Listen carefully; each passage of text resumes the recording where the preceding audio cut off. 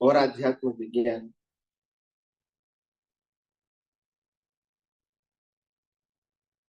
का कोई रचयिता है कि नहीं, क्योंकि ये तो सनातन है। क्या है?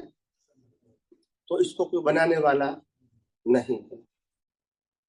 और सनातन होता है तो उसका कोई कॉम्पिटेंट भी नहीं होता है और मालिक भी नहीं होता है। और दुनिया की कोई भी व्यक्ति ऐसे सनातन सत्य का अनुभव कर सकती है, क्योंकि कुदरत का है। जो ज्ञान व्यक्ति का होता है वो सनातन होता है, और सनातन होता है वो व्यक्ति का नहीं होता है। व्यक्ति अनुभव कर सकते हैं, व्यक्ति का केवल ज्ञानी ब्रह्मांड को देख सकते हैं, बना नहीं सकते हैं, बोलते नहीं है। और केवल ज्ञानी ब्रह्मांड में क्या क्या है वो बता सकते हैं, बना नहीं सकते हैं। और केवल ज्ञानी कहे मैंने बनाया तो वो सनातन नहीं है। समझ में आता है कि नहीं आता है?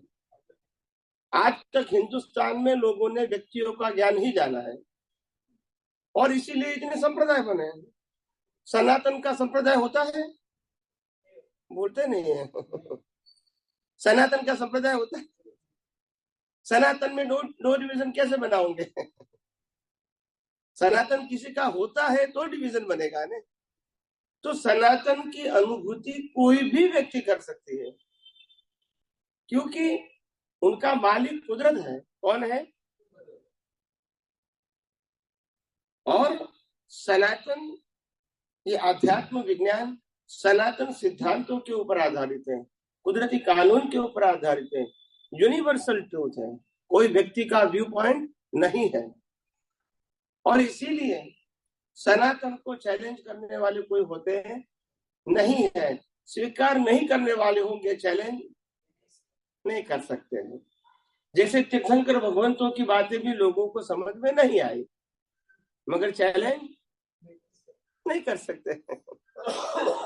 और सबसे बड़ी बात यह है कि ये कुदरत का है, ऐसा जब हम बोलते हैं तो हमने ये भी कहा है कि विज्ञान जिसको भी समझ में आए, प्रत्यक्ष या परोक्ष, फिर उपयोग में लें, अनुभव करें और दूसरे को बांटें। इसमें किसी की परमिशन की जरूरत, क्योंकि आप सनातन सत्य बता रहे हैं, व्यक्ति का सत्य, और व्यक्ति का सत्य होता है तो परमिशन चाहिए, बोलते नहीं है। यह सुनो, तो ये लाइन ऑफ डिमार्केशन दिखती है या नहीं है?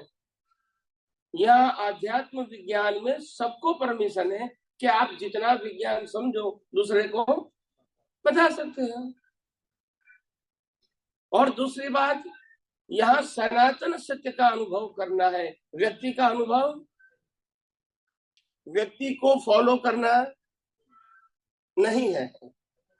यूनिवर्सल ट्रूथ को समझना है और यूनिवर्सल ट्रूथ को ही आत्मसात करना है, और दूसरे को भी यही सनातन सत्य का अनुभव करने का रास्ता दिखाना है।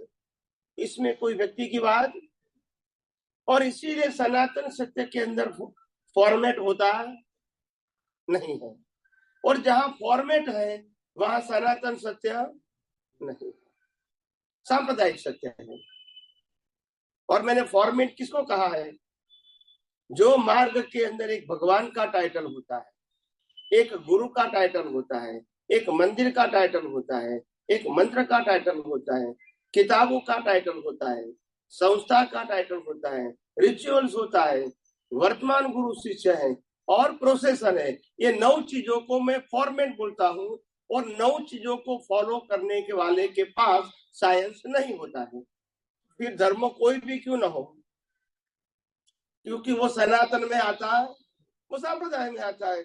तो संप्रदाय में सनातन नहीं होता है और सनातन में संप्रदाय नहीं होता है। आपको क्लियर समझ में आता है कि नहीं? बस। और इसीलिए अध्यात्म विज्ञान के अंदर सामाजिक और धार्मिक प्रश्नों को अस्तित्व नहीं है, या वो बात ही नहीं होती है। तुम सामाजिक या धार्मिक बात यहाँ नहीं कर सकते हैं। समझ में आया कि नहीं? यह सामाजिक क्वेश्चन जो होता है, day to day family problems, ये भी यहाँ कोई पूछते नहीं है, और पाप पुण्य की बातें भी यहाँ नहीं करते हैं। यहाँ अज्ञान मिटाने की बातें, जिससे पाप पुण्य बनते हैं। ऐसा ज्ञान जानो जिससे पाप पुण्य ही मिट जाए। यहाँ पुण्य की बात, पाप नहीं करो, प्रायश्चित के बाद, ये वो सब्जेक्ट हमारा। यहाँ अज्ञान मिटाओ जिससे पाप पुण्य बनते हैं, अज्ञान मिटाओ जिससे जन्म मरण होता है। तो ये जो आध्यात्म विज्ञान है वो सनातन सत्य के ऊपर आधारित है, और हम सब 2 दिन से यही विज्ञान को समझने की कोशिश कर रहे हैं। और आज विश्व के लाखों लोग प्रत्यक्ष या परोक्ष रूप से ये विज्ञान को सुनते हैं, समझते हैं, और अपने प्रवचन में अपनी भाषा में बताने की कोशिश करते हैं, क्योंकि ये सनातन है। बाकी राम वाले कृष्ण की बात नहीं कर रहे, कृष्ण वाले महावीर की बात नहीं कर रहे, महावीर वाले शिव की बात नहीं कर रहे, और शिव वाले स्वामीनारायण की बात नहीं कर रहे। यह सुनो, क्योंकि संप्रदाय है, और सनातन सत्य की बात तो सब कर सकते हैं, क्योंकि कोई व्यक्ति की नहीं है। यह आध्यात्म विज्ञान की विशेषता है, और इसीलिए दुनिया के सभी धर्मों को जोड़ने का काम, दुनिया के सभी धर्मों को एक करने का काम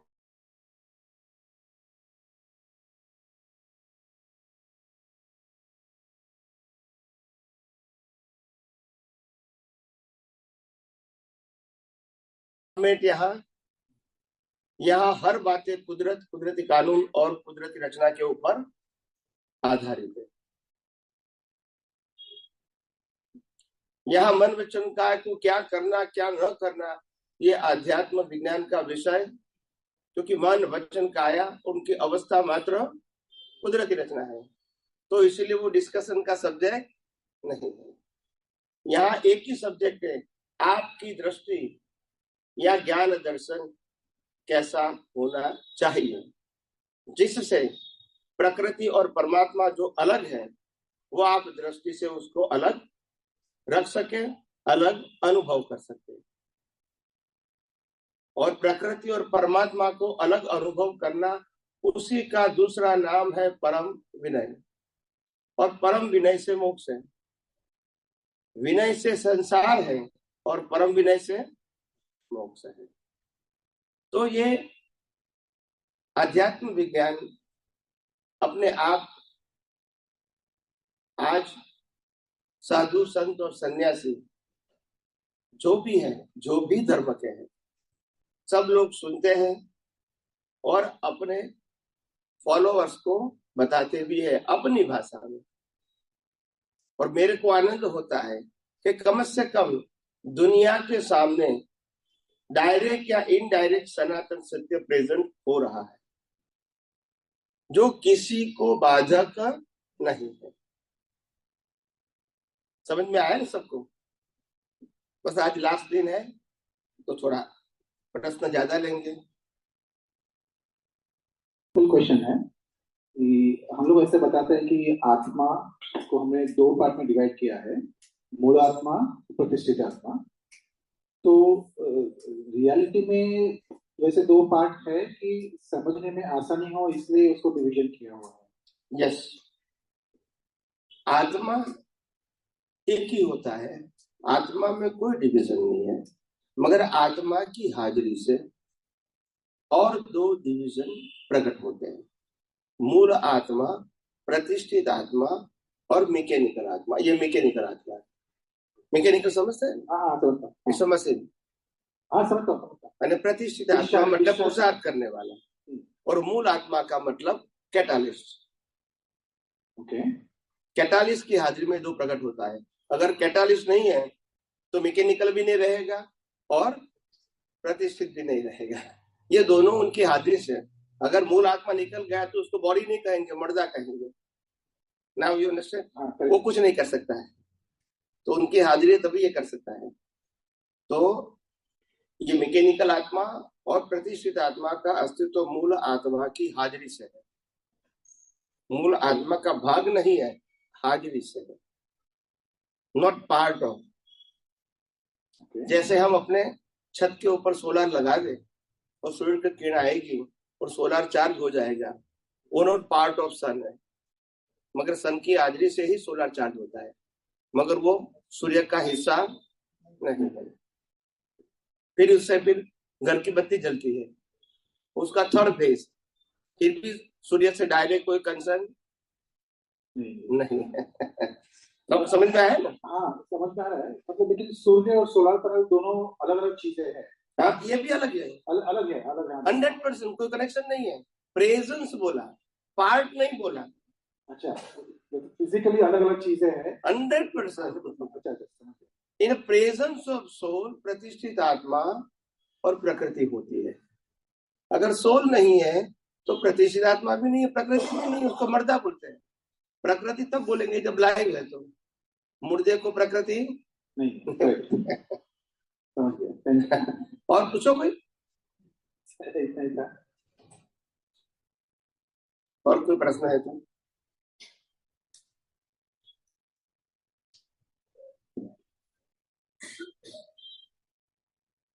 जैसे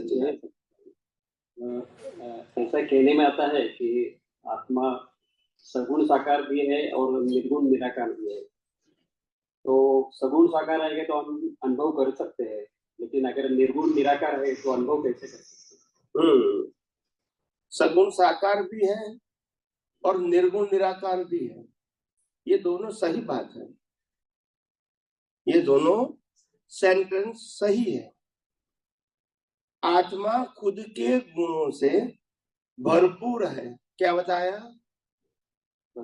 भरपूर है, और प्रकृति के गुणों से निर्गुण है, बोलते नहीं है। प्रकृति का एक भी गुण आत्मा में नहीं, और आत्मा का एक भी गुण प्रकृति में नहीं, और आत्मा की गुण की अनुभूति अज्ञान के साथ नहीं होती है। क्या बताया? समझ सकते हैं मगर अनुभूति नहीं हो सकती। अज्ञान खत्म होने के बाद ही अनुभूति होगी आत्मा की, आत्मा के गुणों की और आत्मा के स्वभाव की। मगर समझ सकते हैं बुद्धि से आत्मा, आत्मा का स्वभाव और आत्मा की क्वालिटी समझ सकते हैं, अनुभव नहीं कर सकते। अनुभव अज्ञान खत्म होने के बाद ही होगा। पहला प्रश्न समझ में आ गया कि सगुण निर्गुण। और जनरली ऐसा माना जाता है, पहले मानने का, धर्म में ऐसा कहता है पहले मानो बाद में जानो, लेकिन अध्यात्म में ऐसा कहा जाता है पहले जानो बाद में मानो। तो इसमें जानना और मानना में क्या फर्क है? अध्यात्म में दृष्टि का इम्पोर्टेंट है, धर्म में क्रिया का इम्पोर्टेंट है। तो पहले क्रिया करो, बाद में अनुभव होगा। आप समझे? तो दोनों का एंगल ही डिफरेंस है। धर्म में अनुभूति का मतलब क्रिया का अनुभव करना, इससे पुण्य बनेगा, पाप बनेगा। आध्यात्म में दृष्टि का उपयोग करेंगे तो सेपरेशन फील होगा, सुख दुख नहीं होगा, या तो पाप पुण्य नहीं होगा। मैं शरीर से मुक्त हूं ऐसा अनुभव होगा अगर आपने प्रकृति को, कुदरती रचना देखा तो। प्रकृति का कोई भी हिस्सा आप नहीं है, और धर्म में तो आप ही प्रकृति हो, आप ही तप करते हो, आप ही जप करते हो, माला गिनते हैं, तो आपको पुण्य मिलेगा। आप समझे? तो ये मानना है, समझ में आया? यहाँ मानना नहीं है, जानना और अनुभव करना है। पहले जानो प्रकृति क्या है, आत्मा क्या है, पुरुषार्थ करने वाला क्या है, और पुरुषार्थ करके क्या मिलेगा। न पुण्य मिलेगा न पाप मिलेगा, मगर प्रकृति का एक भी गुण मेरे में नहीं है, उसका अनुभव होगा। समझ में आया?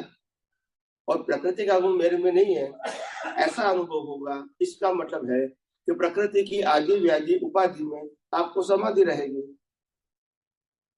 क्या रहेगी? और प्रकृति का जो प्रॉब्लम है वो प्रॉब्लम आपका नहीं रहेगा। और इसीलिए आध्यात्म विज्ञान में सामाजिक और धार्मिक बातें नहीं होती है, क्योंकि वो प्रकृति की बात है। समझ में आ गया? तो it's very simple, very simple. यहाँ कोई कंफ्यूजन नहीं है। और इसीलिए मैंने 3 भाग बताए। दुनिया में 3 प्रकार के धर्म हैं।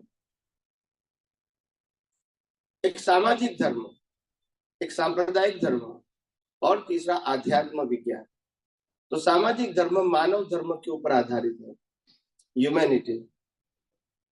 सांप्रदायिक धर्म पाप पुण्य के ऊपर आधारित है और आध्यात्म सनातन सत्य के ऊपर आधारित है। समझ में आया?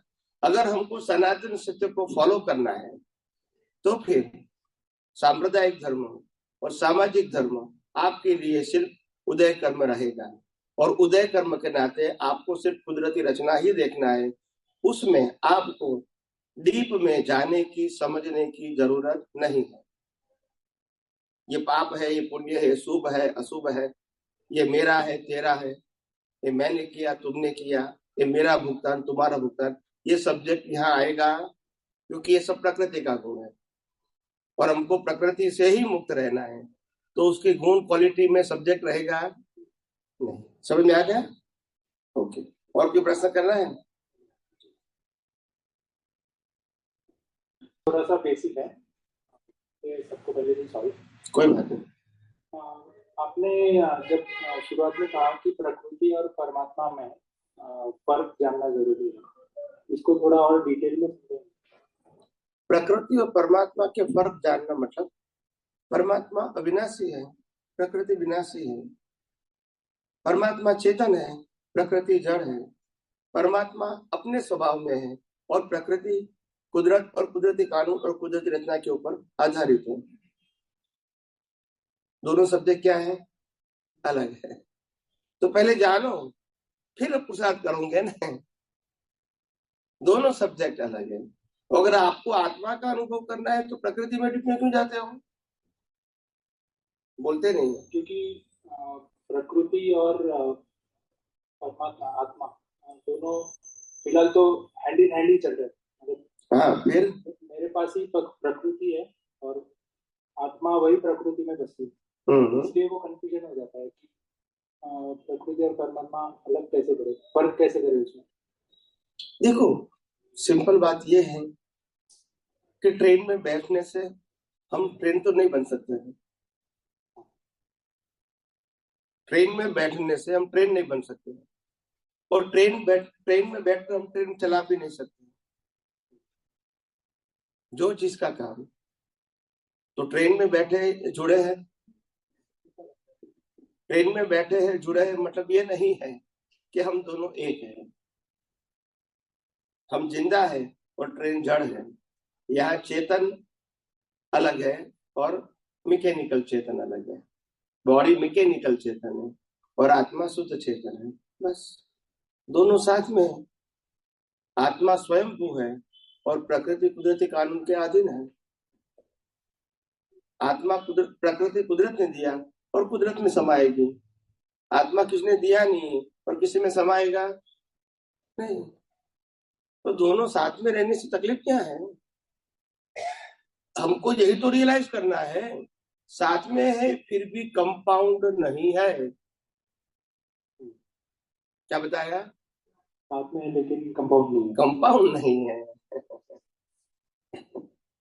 समझ में आया? पर इसी का मीनिंग ऐसा हो सकता है क्या कि अगर मैं कोई गलती करता हूँ जो मेरी प्रकृति है, तो उसे मैं परमात्मा से, मेरी आत्मा से अलग रखूंगा, तो उसका गिल्ट भी मुझे नहीं आएगा। तो वो सेट ऑफ माइंड से चलना है क्या? नहीं। सबसे पहली बात यह है कि आप जो मैं शब्द बोलता हूं वो किसको लागू होगा? Big question. और यही दुनिया की भ्रांति है, आपकी नहीं, दुनिया की भ्रांति। दुनिया में मैं किसको बोलना वो किसी को नहीं मालूम। कोई आत्मा को मैं बोलता है, कोई प्रकृति को मैं बोलता है। मैं कौन है? मैं मानता हूं, मैं नहीं मानता, पर मैं कौन है? शरीर तो जड़ है, इसमें ज्ञान नहीं है, और इसीलिए उसको जलाते हैं। यस और नो? और आत्मा आनंद ज्ञान वाला है, उनको कोई ज्ञान की जरूरत नहीं है। तो फिर मैं कौन है?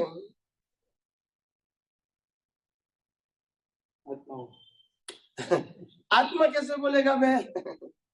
जब प्रकृति की बात करता है तो आत्मा कैसे बोलेगा मैं? आपने जो प्रश्न किया कि प्रकृति ने गलती किया, तो मैं किसको लागू होता है?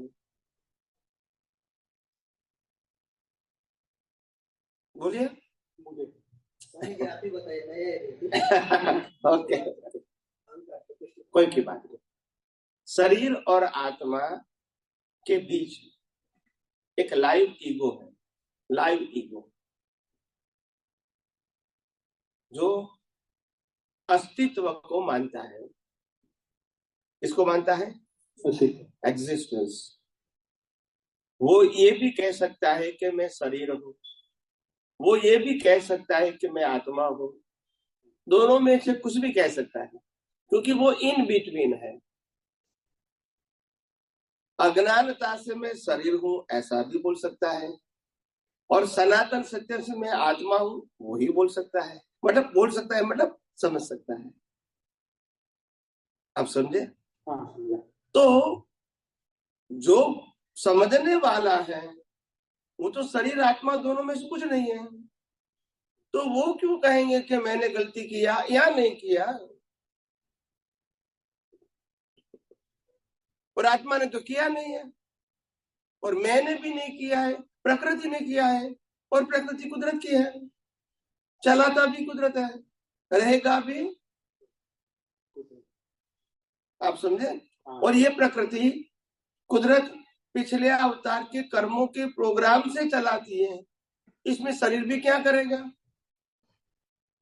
और मैं है, मैं बोलने वाला तो अलग है, वो जुड़ भी सकता है, अलग भी, दोनों उसके पास ऑप्शन है, क्योंकि वो दोनों में से वास्तव में कुछ है खाली अहंकार है। क्या है? अहंकार। तो अहंकार शरीर को नहीं है, और अहंकार आत्मा को भी, मगर ये दोनों के बीच अज्ञानता के वश खड़ा हो गया वो अहंकार है, अज्ञानता के वश। और अज्ञानता खत्म हो गई तो ये अहम का अस्तित्व नहीं रहेगा। यही आपका लास्ट वर्ष, फिर जन्म मरण।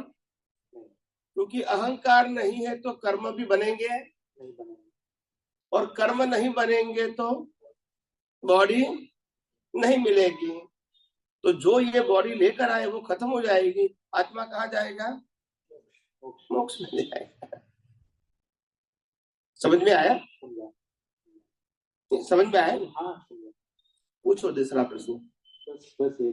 एक ही खत्म हो गया। ओके, पूछना है तो पूछे, कोई बात नहीं। Any doubt if you have तो कर सकते हैं। आप क्या करते हैं? हम जॉब करते हैं। क्या कौन? वैसे तो हम काफी टाइम कोशिश करते हैं कि ये जागरूक अवस्था बनी रहे अपनी, लेकिन वो नहीं होती है। वर्ल्डली डिजायर्स काफी रहते हैं, तो वो कुछ काम भी रहते हैं, उसमें ध्यान चला जाता है। उसके लिए कम करने के लिए क्या कर सकते हैं? यस, कम करने के लिए प्रकृति को और प्रकृति की सभी अवस्था को, मन, बुद्धि, चित्त, अहंकार, स्पीच और एक्शन, इस सभी चीजों को, और सामने वाले व्यक्ति की प्रकृति को भी, जो हमारे सामने, ये प्रकृति के सामने है, इनको ज्यादा से ज्यादा कुदरती रचना देखने का प्रयास करो। प्रकृति क्या करती है वो नहीं देखने का है, जो भी करती है वो कुदरती रचना देखो। मारामारी करे तो भी, प्रेम करे तो भी, और ये प्रकृति और सामने वाली पर जो भी, सबका एक ही पैकेज, कुदरती रचना, और मैं कुदरती रचना से मुक्त ऐसा शुद्ध आत्मा। तो जितना सूक्ष्म से सूक्ष्म आप अवस्थाओं को कुदरती रचना देखोगे, इतना आप सेपरेट रह पाओगे। मगर हमारी गलती कहाँ होती है? प्रकृति जो कर रही है उसमें इन्वॉल्व हो जाते हैं। समझ में आया? बस ये गलती हो जाती है, क्योंकि हमको ऐसा लगता है कि प्रकृति हम चलाते हैं। ये भ्रांति है। प्रकृति न हमने बनाई है, न हम चलाते हैं, न हम अंत लाएंगे, और ना ही हमारे पास रहेगी। हाँ या ना? फिर मानने से क्या मतलब? मानने से अगर रहती है तो बराबर है। यही तो भ्रांति है, यही तो भ्रांति है। समझ में आया? तो ज्ञान मिलने से भ्रांति जाती नहीं है, विज्ञान मिलने से भ्रांति जाने की शुरुआत होती है। अब समझे? हमने 3 डिवीजन बनाए, अज्ञान, ज्ञान एंड विज्ञान। ज्यादातर लोग ज्ञान और अज्ञान 2 ही जानते हैं, विज्ञान नहीं जानते, बोलते भी नहीं है, ज्ञान अज्ञान की ही बातें करते हैं। मगर दोनों रिलेटिव सत्य है, दोनों रिलेटिव। हाँ, आप जिसको ज्ञान कहते हैं वो तो सांप्रदायिक ज्ञान है, आप जिसको ज्ञान कहते हो वो तो शुभाशुभ ज्ञान है, आप जिसको ज्ञान कहते हो वो तो पुण्य का ज्ञान है। आप समझे ना? तो ज्ञान अज्ञान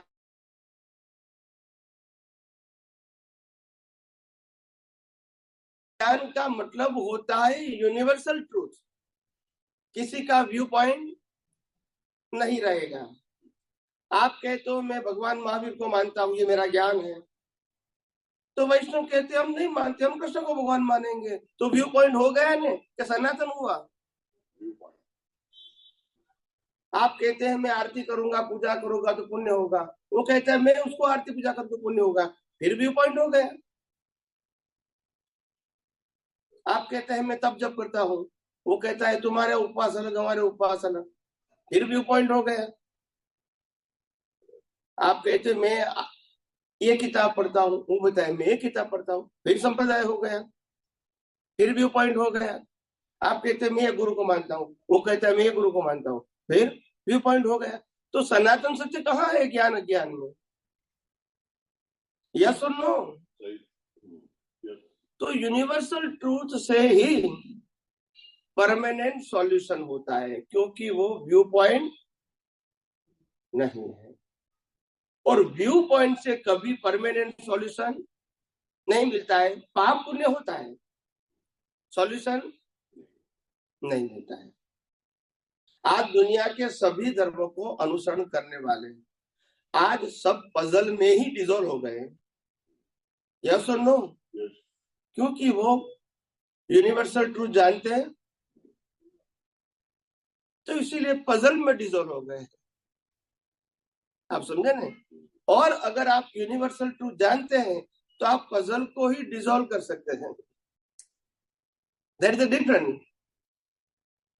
समझ में आया? तो प्रकृति को तो आप देखते हैं, मगर प्रकृति को यूनिवर्सल ट्रूथ की दृष्टि से देखो कि ये प्रकृति और ये सब प्रकृति 6 तत्वों से बनी है, कुदरती कानून से चलती है, और इनकी सभी अवस्था कुदरती रचना है, चाहे कोई भी प्रकृति क्यों ना हो, और आत्मा प्रकृति से अलग है। तो इसमें पजल कहाँ है?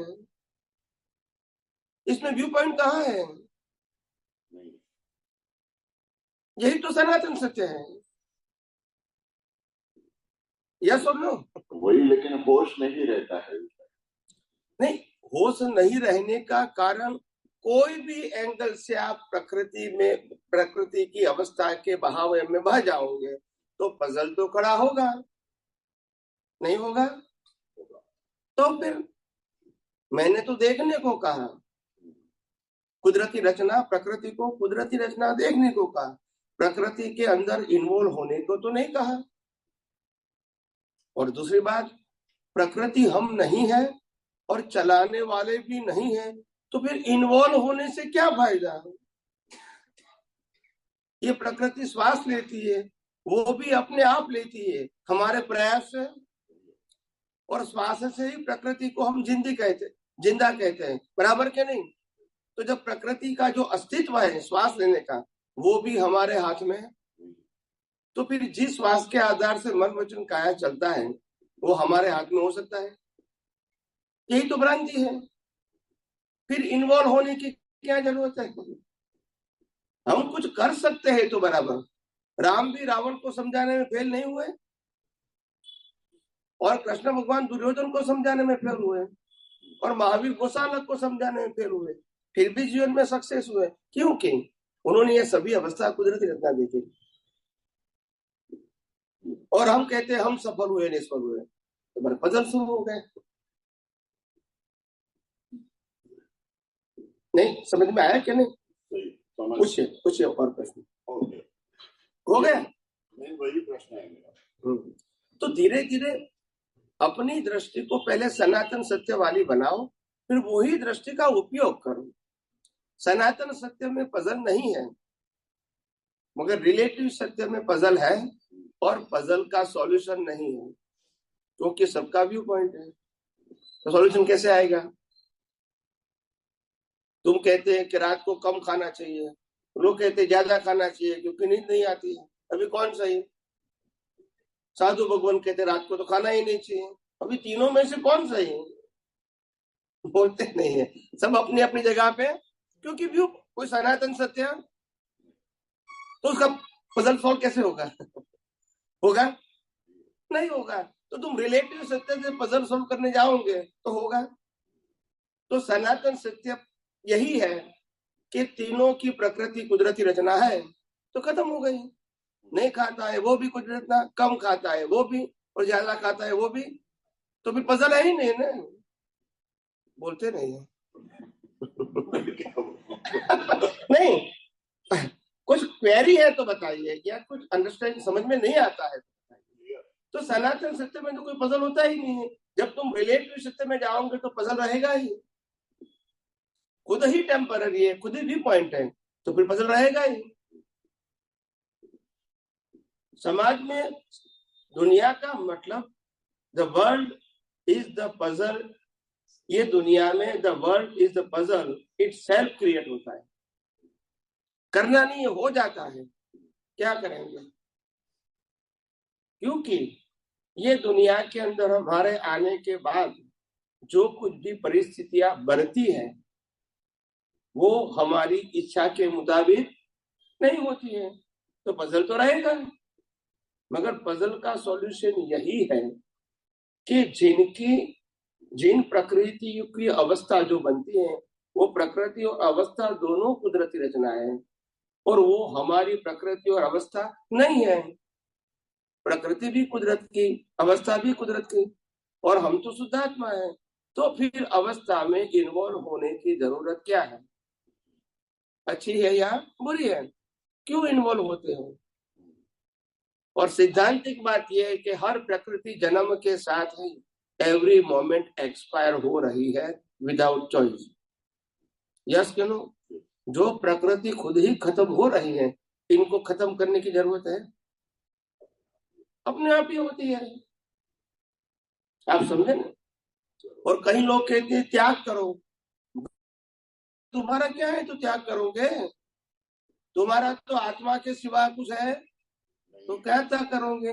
और कुदरत कहती है देने वाला भी मैं हूं और लेने वाला भी। इसमें त्याग की बात कहाँ आई?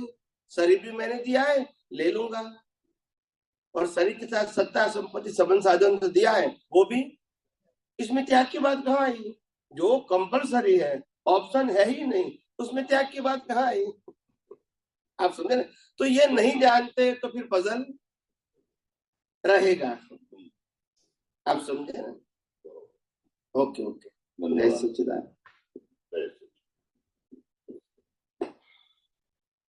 प्रश्न, आपका प्रश्न का परमानेंट सॉल्यूशन मिलेगा, वो ही ना सबसे बड़ा। बाकी तो क्या इनाम दूंगा जब मेरा कुछ है ही नहीं, तो आपको क्या दूंगा? बिल्कुल बराबर। मेरे पास ज्ञान के अलावा कुछ नहीं है। जो है वो कुदरत का है वो भी कुदरत का है, चला जाएगा वो भी कुदरत का है, कुछ नहीं है। Yes please. निगोद क्या है? निगोद आत्मा का रो फॉर्म का स्थान है। रो समझते हैं ना, जैसे गोल्ड गोल्ड होता है, वो कहाँ रहता है? खाई है। गोल्ड की उत्पत्ति कहाँ से होती है? खाई में। खाई में। तो खाई में गोल्ड कैसा होता है? रोसो। बस इनमें प्रोसेस होके हमको शुद्ध सोना अलग करना पड़ता है। वहां सोने की लकड़ी नहीं होती है, पत्थर के साथ होता है। आप समझे ना? तो ये प्रोसेस करके उसको रिफाइन करके उसकी 24 कैरेट की 22 कैरेट की वगैरह लकड़ी बनाते हैं। First grade, second grade, third grade, ऐसा। तो ये इसीलिए आत्मा का जो रो फॉर्म का जो प्लेस है वो निगोद है। वहां आत्मा टोटली अनकॉन्शियस होता है, इंद्रिय ज्ञान भी खुला नहीं है। समझ में आया? वो निगोद का स्थान है। वहां से फिर व्यवहार राशि में आएंगे तो एक इंद्रिय का ज्ञान खुला होगा। ऐसे 1 2 3 4 5 ये फिर प्रोग्रेस चालू होता है। निगोद में आत्मा कहाँ से आता है? निगोद में आत्मा आता नहीं है ही। जैसे हम कहेंगे कि कुंवारी में गोल्ड कहाँ से आता है, तो क्या बताएंगे? उसका आंसर नहीं है। वहां है ही, आता नहीं है। कोई जगह से आत्मा आता नहीं है। जो आत्मा रो फॉर्म में है वो वहां है। जो आत्मा व्यवहार राशि में आता है वहां से उसका प्रोग्रेस शुरू होता है। वहां तक प्रोग्रेस की कोई गुंजाइश निगोद में नहीं है। अभी जो भौतिक साइंस है उसमें बताते हैं कि जमीन में से यानी करोड़ों साल से जो जमीन यानी उसके अंदर से सोना वो पैदा होता है, वैसे आत्मा लोकालोक से आता है। आत्मा की उत्पत्ति है ही नहीं, क्योंकि वो सनातन है। हाँ, ये बराबर है, सनातन है। तो उत्पत्ति कहाँ से होगी? हाँ, ऐसे जड़ की भी उत्पत्ति सनातन है, अवस्था टेम्पररी है, तत्व परमानेंट है। तत्व की उत्पत्ति, अवस्था की उत्पत्ति और बाद में नाश भी हो जाता है। आप समझे ना? हाँ जी। तो ऐसा है, अवस्था टेम्पररी है, एलिमेंट्स परमानेंट है। अच्छा, निगोद से जो जीव बाहर निकलते हैं वो कौन सी क्वालिटी के हिसाब से बाहर निकलते हैं? वहां करोड़ों जीव रहते हैं। कुदरती रचना, कोई प्रायोरिटी नहीं है, कोई प्रायोरिटी। वहां पुरुषार्थ नहीं है, पाप पुण्य नहीं है, प्रायोरिटी कैसे होगी? और प्रायोरिटी होगी कैसे? कुछ मेजरमेंट तो होना चाहिए ना। नहीं, वही मेजरमेंट नहीं है। तो फिर कैसे बताऊंगी? इसलिए तो उसको कहते हैं बट नेचुरल। आप समझे? हाँ जी। कुदरती अपने आप क्रम से आता है। कोई अपनी जीव की कोई स्पेशलिटी नहीं है कि उसके आधार से वो आता है। यानी जो जीवात्मा है, यानी जीव तो है आत्मा के साथ, बेभान अवस्था में है, तो वो कौन से स्वरूप में है? यानी बेभान अवस्था परफेक्ट नहीं बोल सकता हूँ, लेकिन एक जो उसका जो प्रवास चालू होता है, 1 इंद्रिय, 2 इंद्रिय, 3 इंद्रिय, वो तो व्यवहार राशि में आया के बाद होता है, निगोद में नहीं होता है। निगोद में, हाँ, उसके बाद ही। तो उसका प्रवास होना क्यों जरूरी है? डायरेक्ट वो ऐसी कोई प्रोसेस नहीं है कि डायरेक्ट वो मोक्ष ही चला जाए। तो ये सब प्रोसेस क्यों होती है, सब क्यों करनी पड़ती है? बिना प्रोसेस रिलेटिव और रियल अलग नहीं होता है। क्या नहीं होता है? रिलेटिव और रियल अलग नहीं होता है। इसके लिए प्रोसेस चाहिए। पहले वो एक इंद्रिय, दो इंद्रिय, 3, 4, 5 इंद्रियों का ज्ञान से रिलेटिव को पहले जानेंगे नहीं तो अलग कैसे होंगे? પછી पंचेंद्रिय में आके उसको बुद्धि मिलती है, बाद में उसको मिलता है कि ये सब कुछ जो है ये मेरा है, ये तेरा है। फिर मालूम होता है जब डेवलप होता है तो मनुष्य में आने के बाद कि ये सब कुछ कुदरत का है, तब मुक्ति होती है। तो पहले समझ डेवलपमेंट के लिए, फिर मालिक की, फिर मुक्ति। मालिक ही नहीं होती है तो मुक्ति की क्या जरूरत है? मुक्त ही तो है। मालिक ही करने से आप बंध जाते हो, बराबर है। और जब समझ में आ गया आत्मा के सिवा इस दुनिया में मेरा ना कुछ था, ना कुछ है और ना रहेगा। कंफ्यूजन ये खड़ा होता है, वहां जो बेभान अवस्था रहती है अनकॉन्शियस, तो वैसे भी कुछ मालूम नहीं होता। मोक्ष यानी वो भी मुक्ति अवस्था है, तो फिर यानी दोनों तरफ से ये है, वो अनकॉन्शियस अवस्था और मुक्ति यानी वो तो परम मुक्ति ही है। लेकिन जो बेभान अवस्था है उसमें तो उसको जीव को कोई संवेदना नहीं रहता, कुछ मालूमात नहीं रहती। तो हाँ, नहीं वही पूछना चाहता हूँ कि ऐसा क्यों, सर्कल क्यों है ऐसा? दो बच्चे हैं, एक 2 साल का है और दूसरा 22 साल का है, बराबर है। हाँ, 2 बच्चे हैं, दोनों को पार्ले का बिस्किट भी देते हैं और गोल्ड कॉइन भी देते हैं। छोटा बच्चा पार्ले खाएगा, बड़ा बच्चा सोना लेके भाग जाएगा। क्यों? हाँ, वही कंफ्यूजन में आपको पूछ रहा हूँ, ये बेभान अवस्था और वो मोक्ष अवस्था। नहीं, मेरा प्रश्न आ गई बीच में। मेरा प्रश्न अलग है। और दूसरा 45 साल का लड़का है, तीसरा, और उनको पार्ले और गोल्ड दोनों तो वो भी पार्ले लेता है। 2 साल का भी पार्ले लेता है, 45 साल का भी पार्ले लेता है। 45 साल वाला बच्चा सोच समझ के पार्ले लेता है और छोटा बच्चा अनजाने में पार्ले लेता है, और बीच वाला गोल्ड की वैल्यू करके गोल्ड लेता है। तो 2 साल का और 45 साल का दोनों का ज्ञान एक ही है? नहीं। क्यों? ये समझ में नहीं आ रहा। 42 साल वाला पार्ले क्यों लेगा? यही तो समझना है। 2 साल के बच्चे को समझ में नहीं आता है, इसीलिए वो बिस्किट खाता है, क्योंकि बिस्किट का टेस्ट आता है, गोल्ड का टेस्ट नहीं।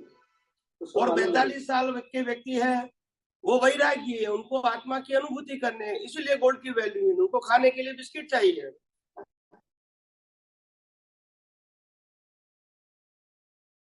तो दोनों का ज्ञान इक्वल है?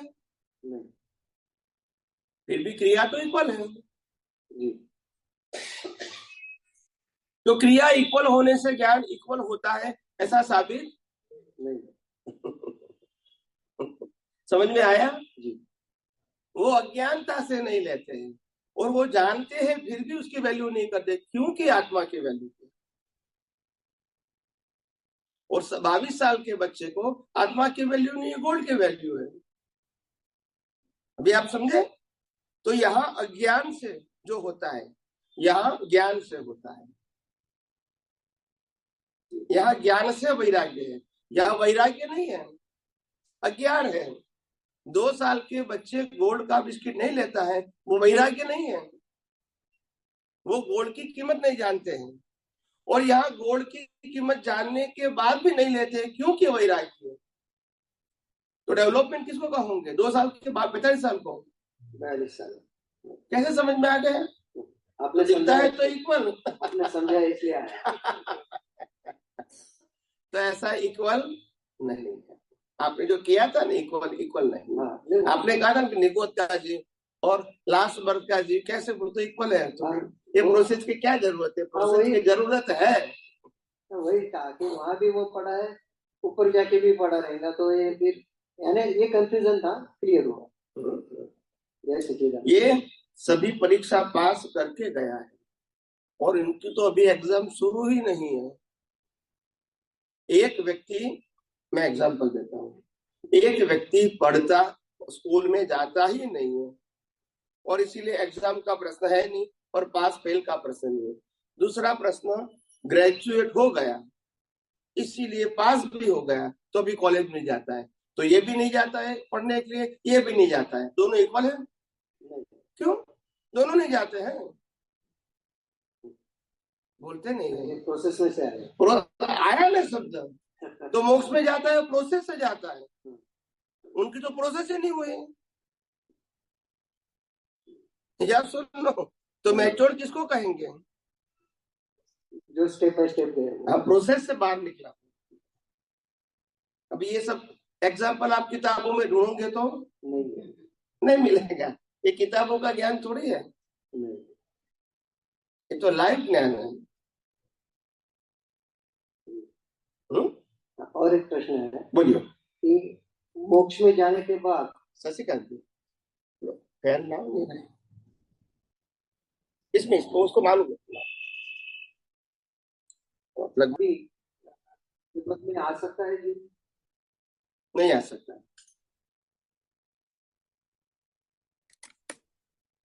निगोद में नहीं आ सकता है मोक्ष में जाने के बाद।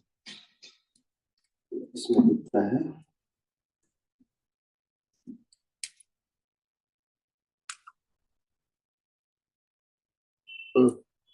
बोलिए। बस ये प्रश्न था, यानी परमानेंट मुक्ति हो गई वो? हाँ, जो एग्जाम कुदरत की पास करनी थी वो पास कर लिया, अभी ये कुदरत के चक्कर में नहीं पढ़ेंगे, नहीं आएगा। पास हो गए फिर क्यों आएगा? ये प्रश्न ऐसा हो गया, पीएचडी करने के बाद वापस केजी में जाने हो, तो मतलब ही नहीं है ना। जी जी बराबर, मतलब ही नहीं है ना। हाँ जी। तो जय सच्चिदानंद। जैसे और प्रश्न नहीं है, खत्म हो गए। चलो ब्रेक करना है।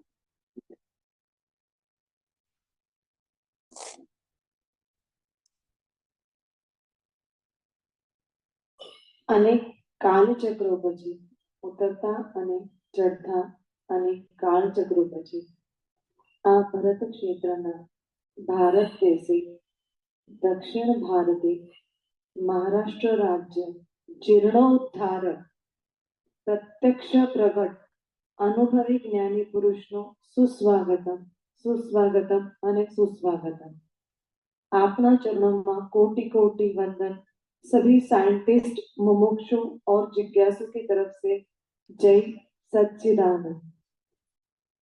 अद्भुत अद्भुत અને અદ્ભુત આ ભૂમિ પણ ધન્ય થઈ છે।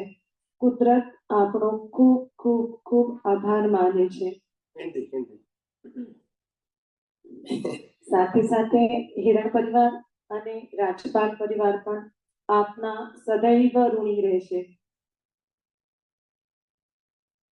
जैसे आप पधारे हो प्रभु जी, तो मने मारू काम काढ़ी लेवानुं छे, एटले जो दीवो प्रगटाववानो अधिकार मार्गदर्शक रूपे कुदरते आपने आप्यो छे, तो अमारा सौना दीवा प्रगटाव आवी आपने हृदयथी कर जोड़ीने नतमस्तक करीने विनंती प्रभु, अमारा अवगुणोने दूर करीने अज्ञाननी मान्यताओने दूर करीने अमारा सौना दीवा प्रगटाओ प्रभु। तमे जेम आप जैसे दरेक जीव के अंदर शुद्धात्मा जोवाई जाए छे अने कुदरती रचना पण साथे साथे जोवाई जाए छे, तो आ अमने अमारा माटे शेर करो कि केवी रीते शुद्धात्मा जोवाई जवुं जोईए, आवी एक विनंती।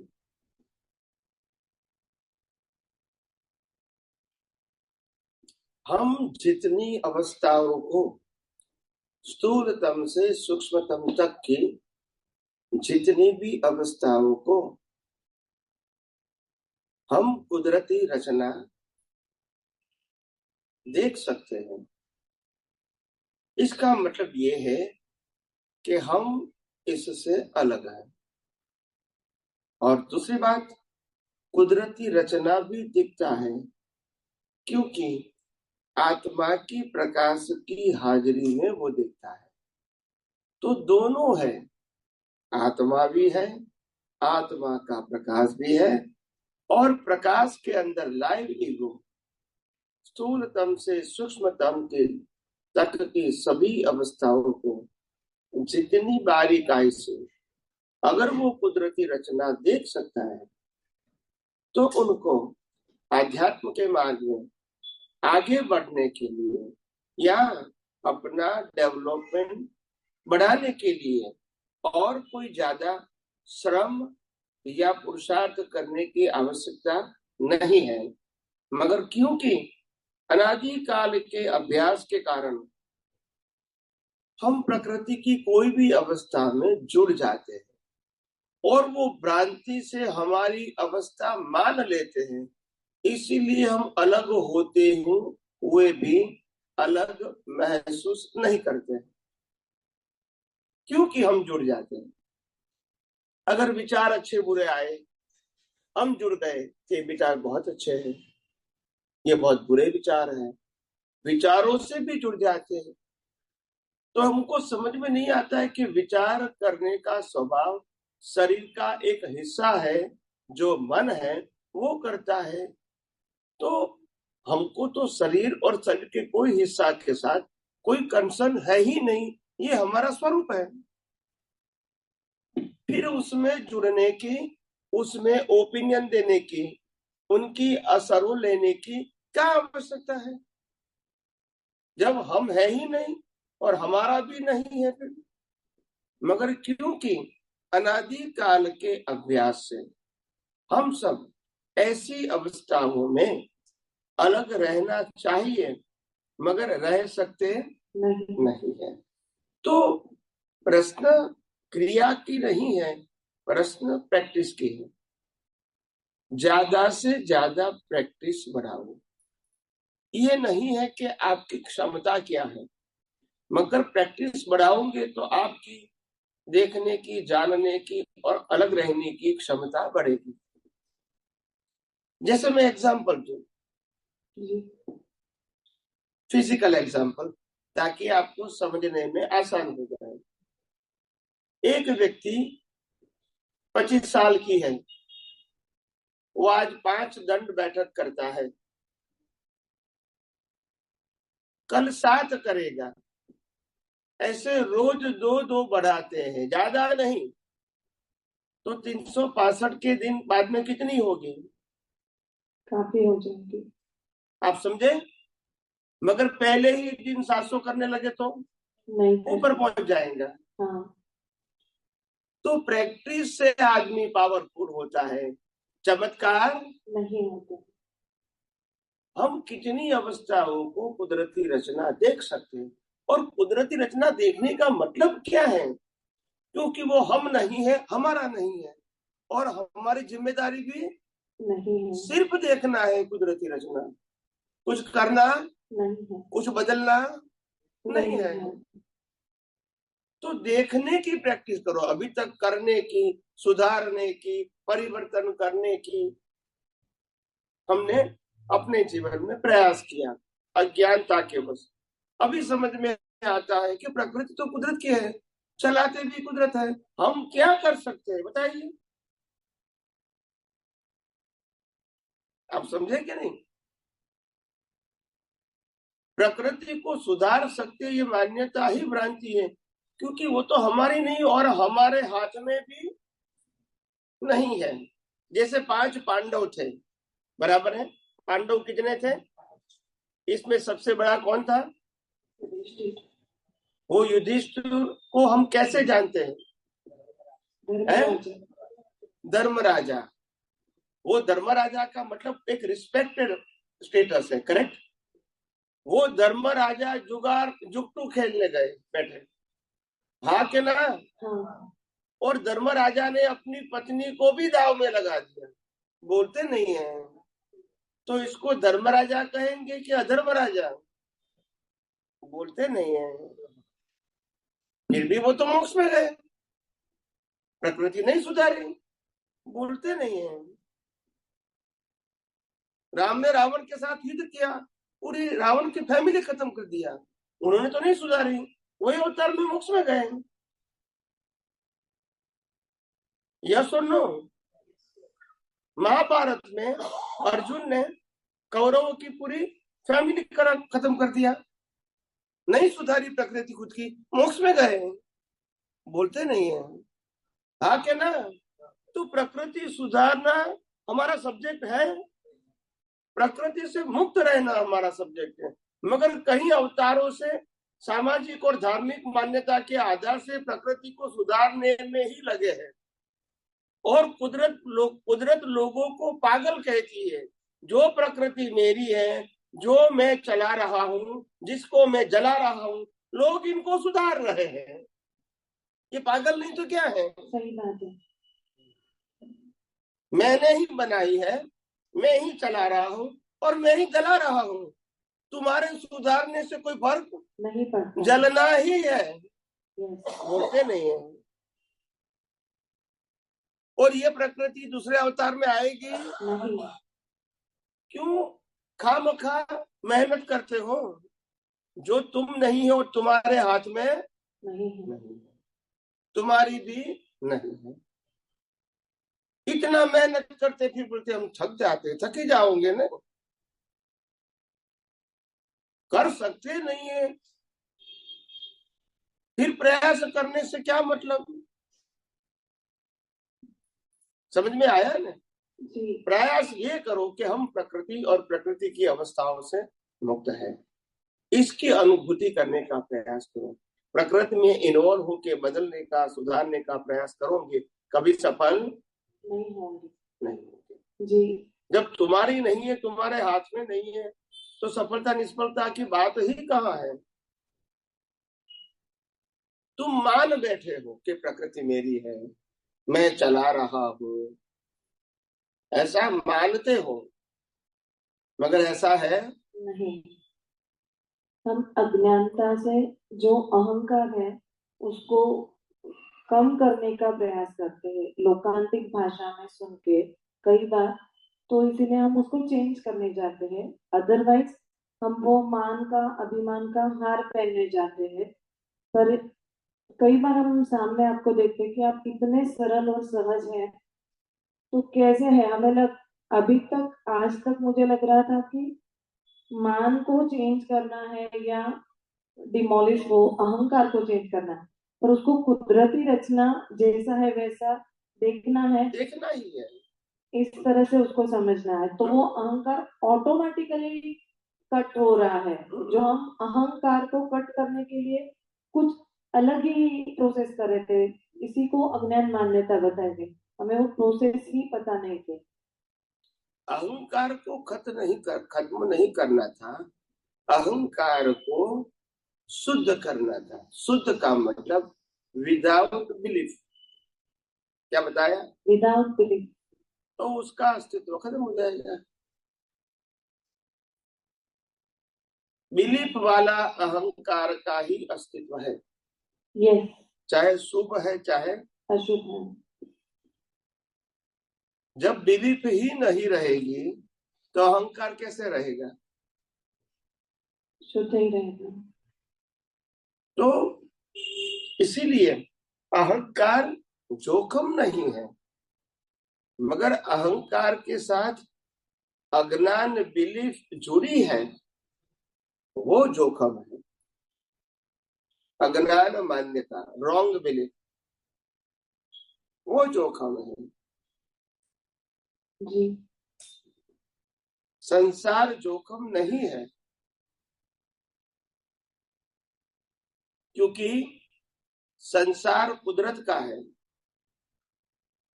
जीवन में जोखिम नहीं है, क्योंकि शरीर कुदरत का है। परिवार में जोखिम नहीं है, क्योंकि परिवार कुदरत का है। सत्ता, संपत्ति, संबंध, साधन में जोखिम नहीं है, क्योंकि वो सब कुदरत का है। बोलते नहीं है। मगर हम जुड़ते हैं वो अज्ञान में जोखिम है। हम इसके साथ जुड़ जाते हैं, वो भ्रांति वाली बिलीफ में जोखिम है। कुछ पाने के लिए अवस्था में जोखिम, अवस्था तो खुद ही कुदरत ने बनाई है कर्मों के भुगतान के लिए, और खुद ही खत्म करती है। इसमें हमारे प्रयास की क्या जरूरत है? ये भी है, कई सारे महात्मा ऐसे समझ लेते हैं कि अज्ञान समाप्त करना है। अज्ञान तो खुद ही कुदरत समाप्त करे, ज्ञान और अज्ञान नहीं, मान्यता। अज्ञान का मतलब क्या होता है? मान्यता समाप्त करना। जहाँ तक आपकी दृष्टि में विज्ञान नहीं है तो अज्ञान तो रहेगा। yes. और जब आपकी दृष्टि विज्ञानमय हो गई तो अज्ञान का अस्तित्व कैसे रहेगा? वो तो अज्ञान खुद ही भ्रांति है, फैक्ट नहीं है। जो स्वयं हो रहा है उसको हम बनाने की कोशिश कर रहे हैं।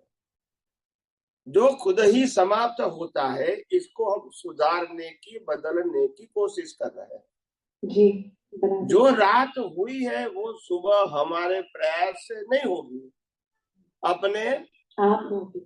मगर हमको मालूम है कि भी अगर सुबह नहीं होगी तो क्या होगा, तो हम पूरी रात जागेंगे, फिर मानेंगे कि हम रात जागे इसीलिए सुबह हुई।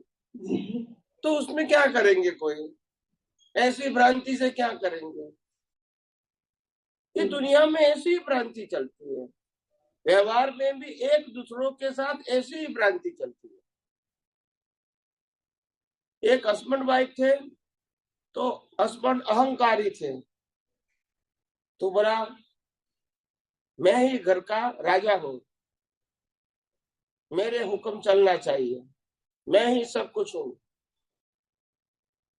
आप समझे? मैं ही आपका पति हूं, जो कहूं वो करना पड़ेगा। ऐसे गुस्से में बोल रहे हैं। जब भी मौका मिलता है तो एक बार बहू की छटक गई। उन्होंने कहा तुम्हारा पति का टाइटल मेरे अस्तित्व से है। बोलते नहीं है, अगर मैंने टाइटल खींच लिया तो तुम पति नहीं रहोगे, तुम पति गए। समझ में आया? तो संबंध म्यूचुअल होता है। क्या होता है? किसी के ऊपर हम हावी नहीं हो सकते हैं। आमने सामने रिश्ता होता है। क्या होता है? वन वे नहीं होता है। दोनों को एक दूसरे का रिस्पेक्ट करना चाहिए, जिस प्रकार की पोजीशन है उसका मुताबिक। एक व्यक्ति मैं बड़ा हूं तुम छोटे हो वो बताने की जरूरत नहीं है। सबका अपना अपना रोल है। इतनी बड़ी इंडस्ट्रीज के अंदर ओनर का भी रोल है और पटा वाले का, सिक्योरिटी गार्ड का भी रोल है। यस और नो? किसी को हम डिनाई नहीं कर सकते। सबकी अपनी अपनी पोजीशन है और पोजीशन के आधार से जिम्मेदारी है, और जिम्मेदारी के आधार से ही पूरी फैक्ट्री चलती है। एक व्यक्ति कहेगा कि मैं चलाता हूँ, वो अहंकार है, वो अज्ञान है। ऐसा कर सकते हैं? नहीं है। तो ये दुनिया चलती है लोगों के म्यूचुअल प्रयास से, और परिवार भी चलता है लोगों के म्यूचुअल प्रयास से। इसमें इंडिविजुअल कोई दावा करेगी मैं हूं इसीलिए चलता है, यही तो भ्रांति है। सबके कर्मों के आधार पे म्यूचुअल प्रयास से जीवन चलता है। इसमें एक व्यक्ति अहंकार नहीं कर सकती है। और ऐसी म्यूचुअल प्रयास से चलने वाला जीवन को हम कुदरती रचना देखें तो कोई टेंशन नहीं। मगर मैं चलाता हूँ, मैं नहीं हूं तो घर का क्या होगा, परिवार का क्या होगा, ऐसा हम मानते हैं। मगर ऐसे मानव से ही स्मशान ग्रह भरा पड़ा है। मैं नहीं हूं तो क्या होगा, वो जाने के बाद भी दुनिया चलती है। बोलते नहीं है? यस तो मानने से क्या अहंकार, गलत अहंकार है। सबका इस दुनिया में कर्म के मुताबिक अपना अलग अलग रोल जरूर है। क्या है, रोल जरूर है, मगर ये मानना कि मेरे आधार से दुनिया चलती है, कि परिवार चलता है, ये भ्रांति है। आप समझे ना, तुम्हारे परिवार में कितने आए और फिर भी तो परिवार तो ऐसा अहंकार करने की जरूरत, जब तक जिंदा है तब तक अपना रोल निभाते रहो बस। नहीं प्रभु जी, गलत अहंकार को भी है ना जी, ठीक से समझ नहीं पाया। गलत अहंकार को कुदरती रचना देखेगा ना तो एग्जैक्ट होएगा। हाँ, मगर गलत कहो या सही कहो, प्रश्न ये नहीं है। अहंक जो भी प्रकृति के साथ घटता है, बनता है, होता है अवस्था के रूप में, ये सब कुदरती रचना ही है। उसमें ओपिनियन देने की जरूरत नहीं है। अभी ये हो रहा है, कर रहे नहीं है। अगर कर रहे होते तो राम को वनवास नहीं जाना पड़ता, अगर खुद की मर्जी से होता तो। अगर कर रहे होते तो सीता को रावण नहीं ले जाता। अगर खुद राम कर रहे होते तो रावण के साथ युद्ध। सब लोग अपने कर्मों के ऊपर आधारित थे, और इसीलिए कर्मों की भुगतान के लिए जो कुदरत ने संजोग दिया वो खेलना पड़ा। कोई चॉइस नहीं है। तो हमारे जीवन में चॉइस है नहीं।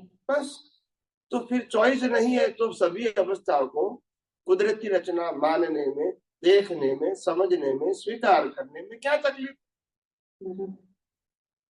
जब अवस्था हमारी नहीं है, हम अवस्था को बनाते नहीं हैं, चलाते नहीं हैं, अंत लाते नहीं हैं, फिर टेंशन क्यों? अच्छी बुरी है तो तकलीफ क्या है अपने को? ये लाइट होती है कार की लाइट होती है आगे। हम रात को चलाएंगे, कभी खड्डा होगा, कभी अच्छी जमीन होगी, कभी गंदी जमीन होगी, कभी साफ सुथरी होगी। लाइट को क्या होता है? कुछ भी कहते हैं। तो आत्मा क्या है? लाइट, प्रकाश। तो लाइट को कुछ होगा नहीं होगा। मगर लाइट के साथ जो अहंकार के साथ जो बिलीफ जुड़ी हुई है, बस ये ओपिनियन है, तो वो ओपिनियन निकाल दो। सिर्फ लाइट के प्रकाश में जो भी दिखता है उसको विदाउट ओपिनियन कुदरती रचना देखो। टाइटल देने की कोशिश मत करो। तभी पसंद होगा, तभी पसंद नहीं होगा। आप समझे ना? तो बात ऐसी है, सबको समझ में आता है ना? तो मुझे एक दूसरा प्रश्न पूछो। बोलिए। अबाधा काल कितना टाइम के बाद आता है? अबाधा काल को एक पर्टिकुलर टाइम लगता है, तो अबाधा काल का कितना टाइम लगता है अंदाजा? अबाधा काल तो वो ज्ञानियों की अवस्था होती है। अवस्था के लिए अबाधा काल, अज्ञान खत्म होने के बाद अबाधा काल आता है। यानी मन वचन काया बाधा पीड़ा स्वभाव वाले हैं, मगर उसका ज्ञान दर्शन बाधा पीड़ा वाला नहीं रहता है, क्योंकि ज्ञान जब सनातन सत्य की दृष्टि वाला बन गया तो फिर वो अबाधा काल हो गया, उसमें बाधा पीड़ा नहीं होती है। मगर जब उनके ज्ञान दर्शन में अज्ञान है तो प्रकृति को भी बाधा पीड़ा है और बिलीफ वाले को भी बाधा पीड़ा है। अबाधा काल। आप समझे ना? आत्मा तो अव्याबाद है, मन वचन काया बाधा पीड़ा वाला है, और प्रतिष्ठित आत्मा जब तक अज्ञान है वहां तक इसको बाधा पीड़ा फील होती है। और जब अज्ञान खत्म हो जाता है या जितना अज्ञान खत्म हो जाता है उस अवस्था का बाधा पीड़ा का अनुभव इसको नहीं होता है, वो अव्याबाद काल है। और अगर पूरा अज्ञान खत्म हो गया तो परमानेंटली अबाध काल हो गया, जिसमें बाधा पीड़ा का अनुभव नहीं होता है। जी प्रभु जी, मारो ध्यान नहीं હતો શરૂઆતમાં। एक्चुअली मैं પહેલાથી કઈ ધ્યાનમાં કર્યું હતું કે પાછો અબાધા કાળ એટલે શું? अबाधा काल એટલે जिसमें बाधा पीड़ा का प्रकृति को होते हुए भी अनुभव नहीं करना। प्रकृति में होते हुए भी अनुभव नहीं करना, ये उसके सम्यक ज्ञान सम्यक दर्शन की अनुभव दशा है। आप समझे ना जी। और मिथ्या ज्ञान मिथ्या दर्शन से प्रकृति को भी होता है और अहंकार को भी होता है, क्योंकि उसके पास अज्ञान है। और जब अज्ञान नहीं है तो प्रकृति को बाधा पीड़ा है, इनको नहीं, तो वो अव्याबाद काल है।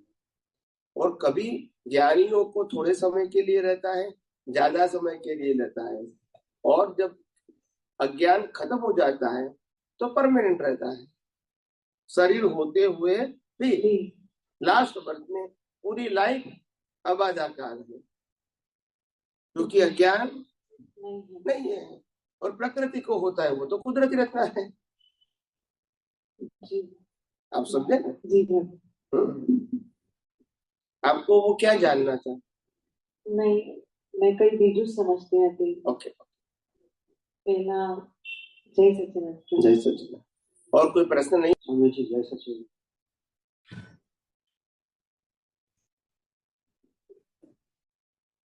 हाँ, चालू से ऐसे रखो, ऐसे।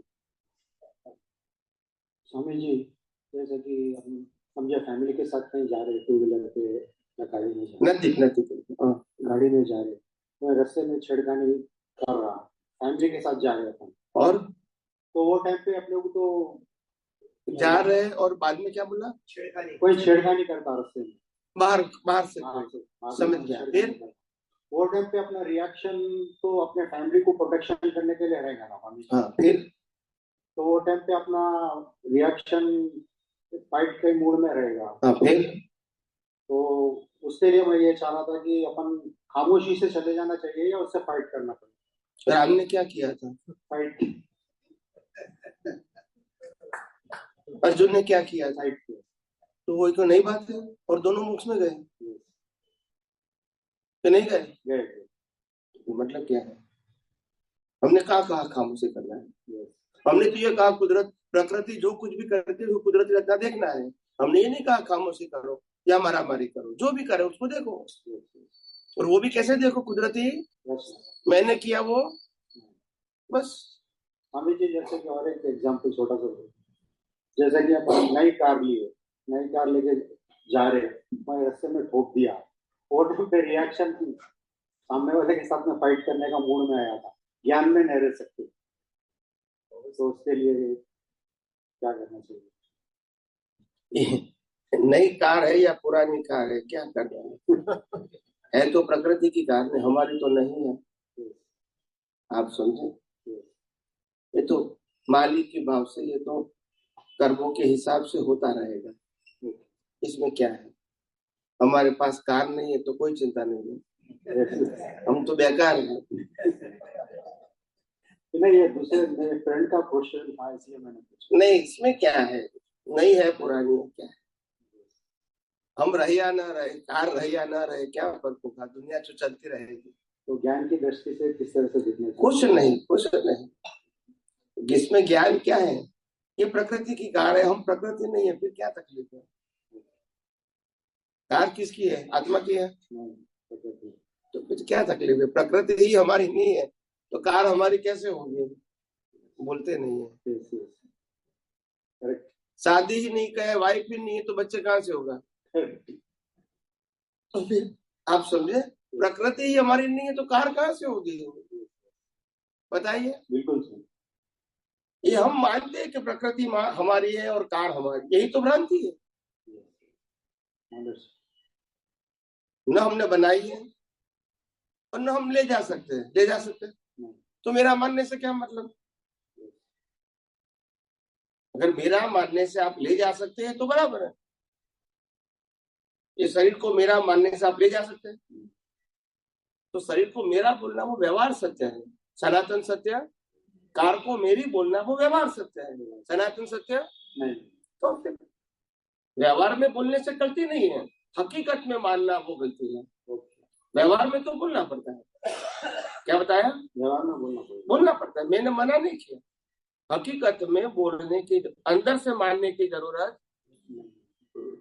जो बाहर बोलते हैं करते हैं वो अंदर मानने की जरूरत नहीं, और अंदर मानते हैं वो बाहर बोलने की जरूरत है। हम अंदर देखते हैं कि ये कुदरती रहता है, वो बाहर बोलने का नहीं। बाहर तो ये कहा कि आपने अच्छा किया या मेरी गलती हो गई, वो बाहर की बात है, अंदर नहीं मानना है। अंदर दोनों को कुदरती रचना देखना। हाँ। बाहर कहते हैं कि मेरे भाई है, माता पिता है, पति है, पत्नी है, बोलने का, अंदर मानने का कि ये इस सबके अंदर शुद्धात्मा है और ये प्रकृति सबकी कुदरती रचना है और मेरी भी प्रकृति कुदरती रचना है। तो क्या तकलीफ है? बाहर बोलने की जरूरत नहीं, बाहर तो व्यवहार है, पर अंदर क्यों माने? आप समझे? समझ गया। तो दोनों दृष्टि क्या है? अलग है। बाहर निकाली दृष्टि है, संयोग के अधीन, और अंदर तत्व दृष्टि है, पुरुषार्थ के अधीन। पुरुषार्थ में बाहर के संयोग बीच में नहीं आएंगे। आपको कोई भी संयोग को किस प्रकार से देखना है वो आपके ज्ञान दर्शन के ऊपर आधारित है। उसमें बाहर के संयोग बीच में, आप पत्नी को पत्नी देखो या पत्नी को शुद्धात्मा देखो दृष्टि से, तो क्या फर्क होगा? पत्नी को क्रिया के रूप में देखो या पत्नी को कुदरती रचना देखो, क्या फर्क होगा? मैं देखने की बात करता हूँ, बोलने की बात, तो क्या फर्क है?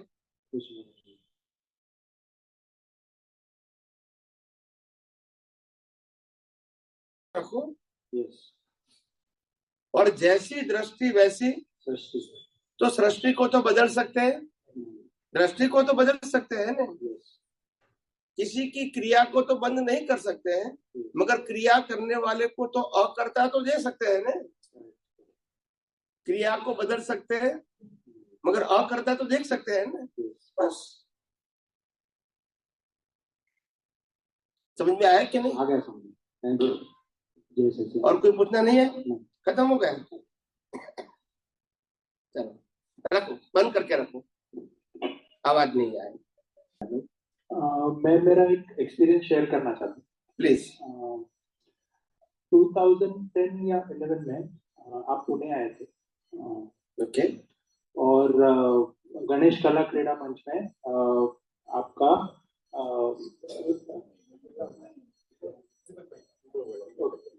कोई बात नहीं, मैं नहीं और कोई आया, कोई बात नहीं, बताइए ना। दीपक दादा जो जो है कोई बात नहीं, बताइए। तो तभी ज्ञान विधि हुई। तो उसके बाद मेरा खुद का एक्सपीरियंस मैं शेयर करना चाहता हूँ कि चीजों के सामने देखने का मेरा नजरिया थोड़ा सा चेंज हो गया, और सिंस देन मैं प्रैक्टिस करते आ रहा हूँ। तो अभी काफी सारी सिचुएशंस में ऐसा होता है कि मैं उसको हम बोलते हैं गुजराती में कि समभाव निकाल कर, तो वैसे मैं देखने का ट्राई कर रहा हूँ।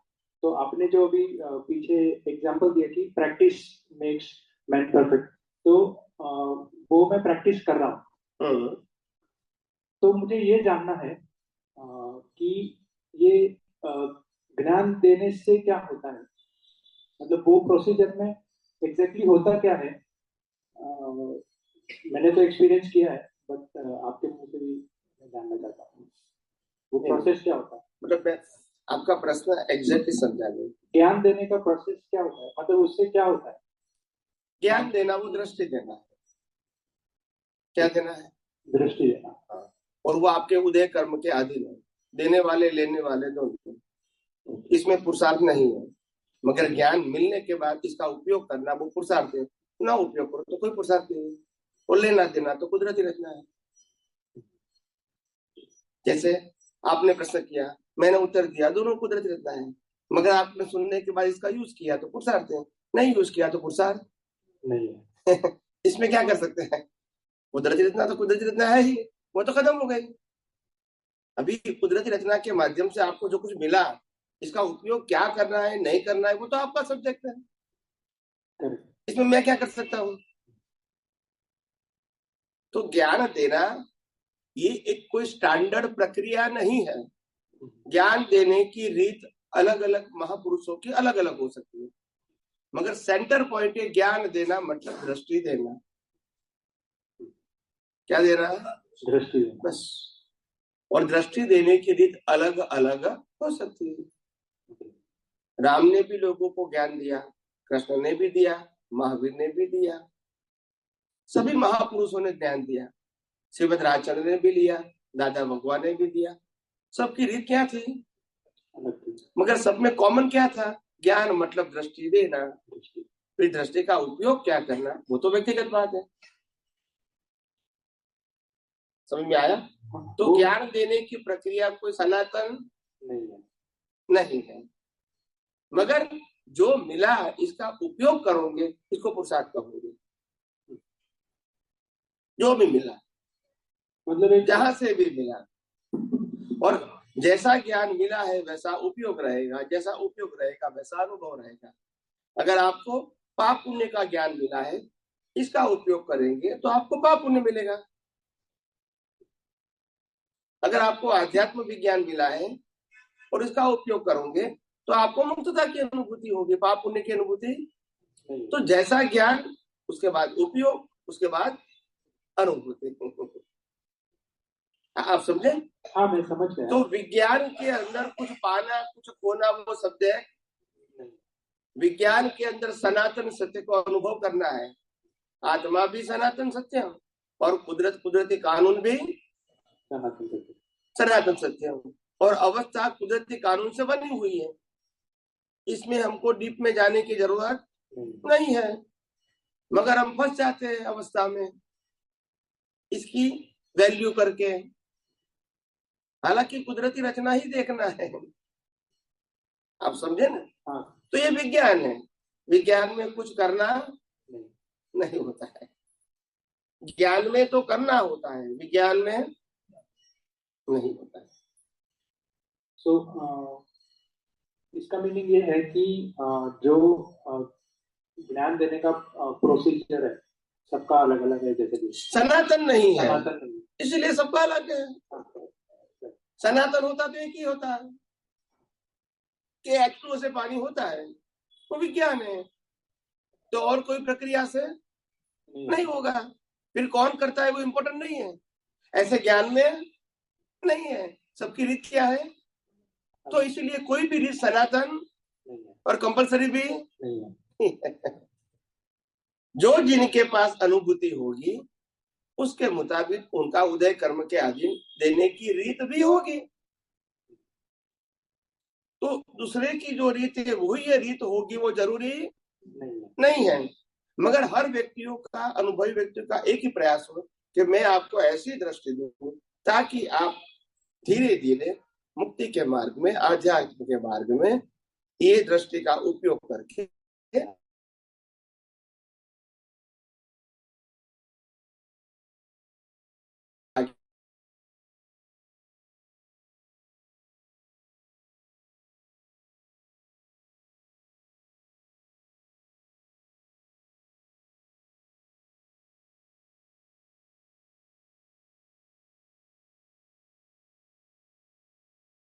नहीं करवाई थी, मोक्ष में गए।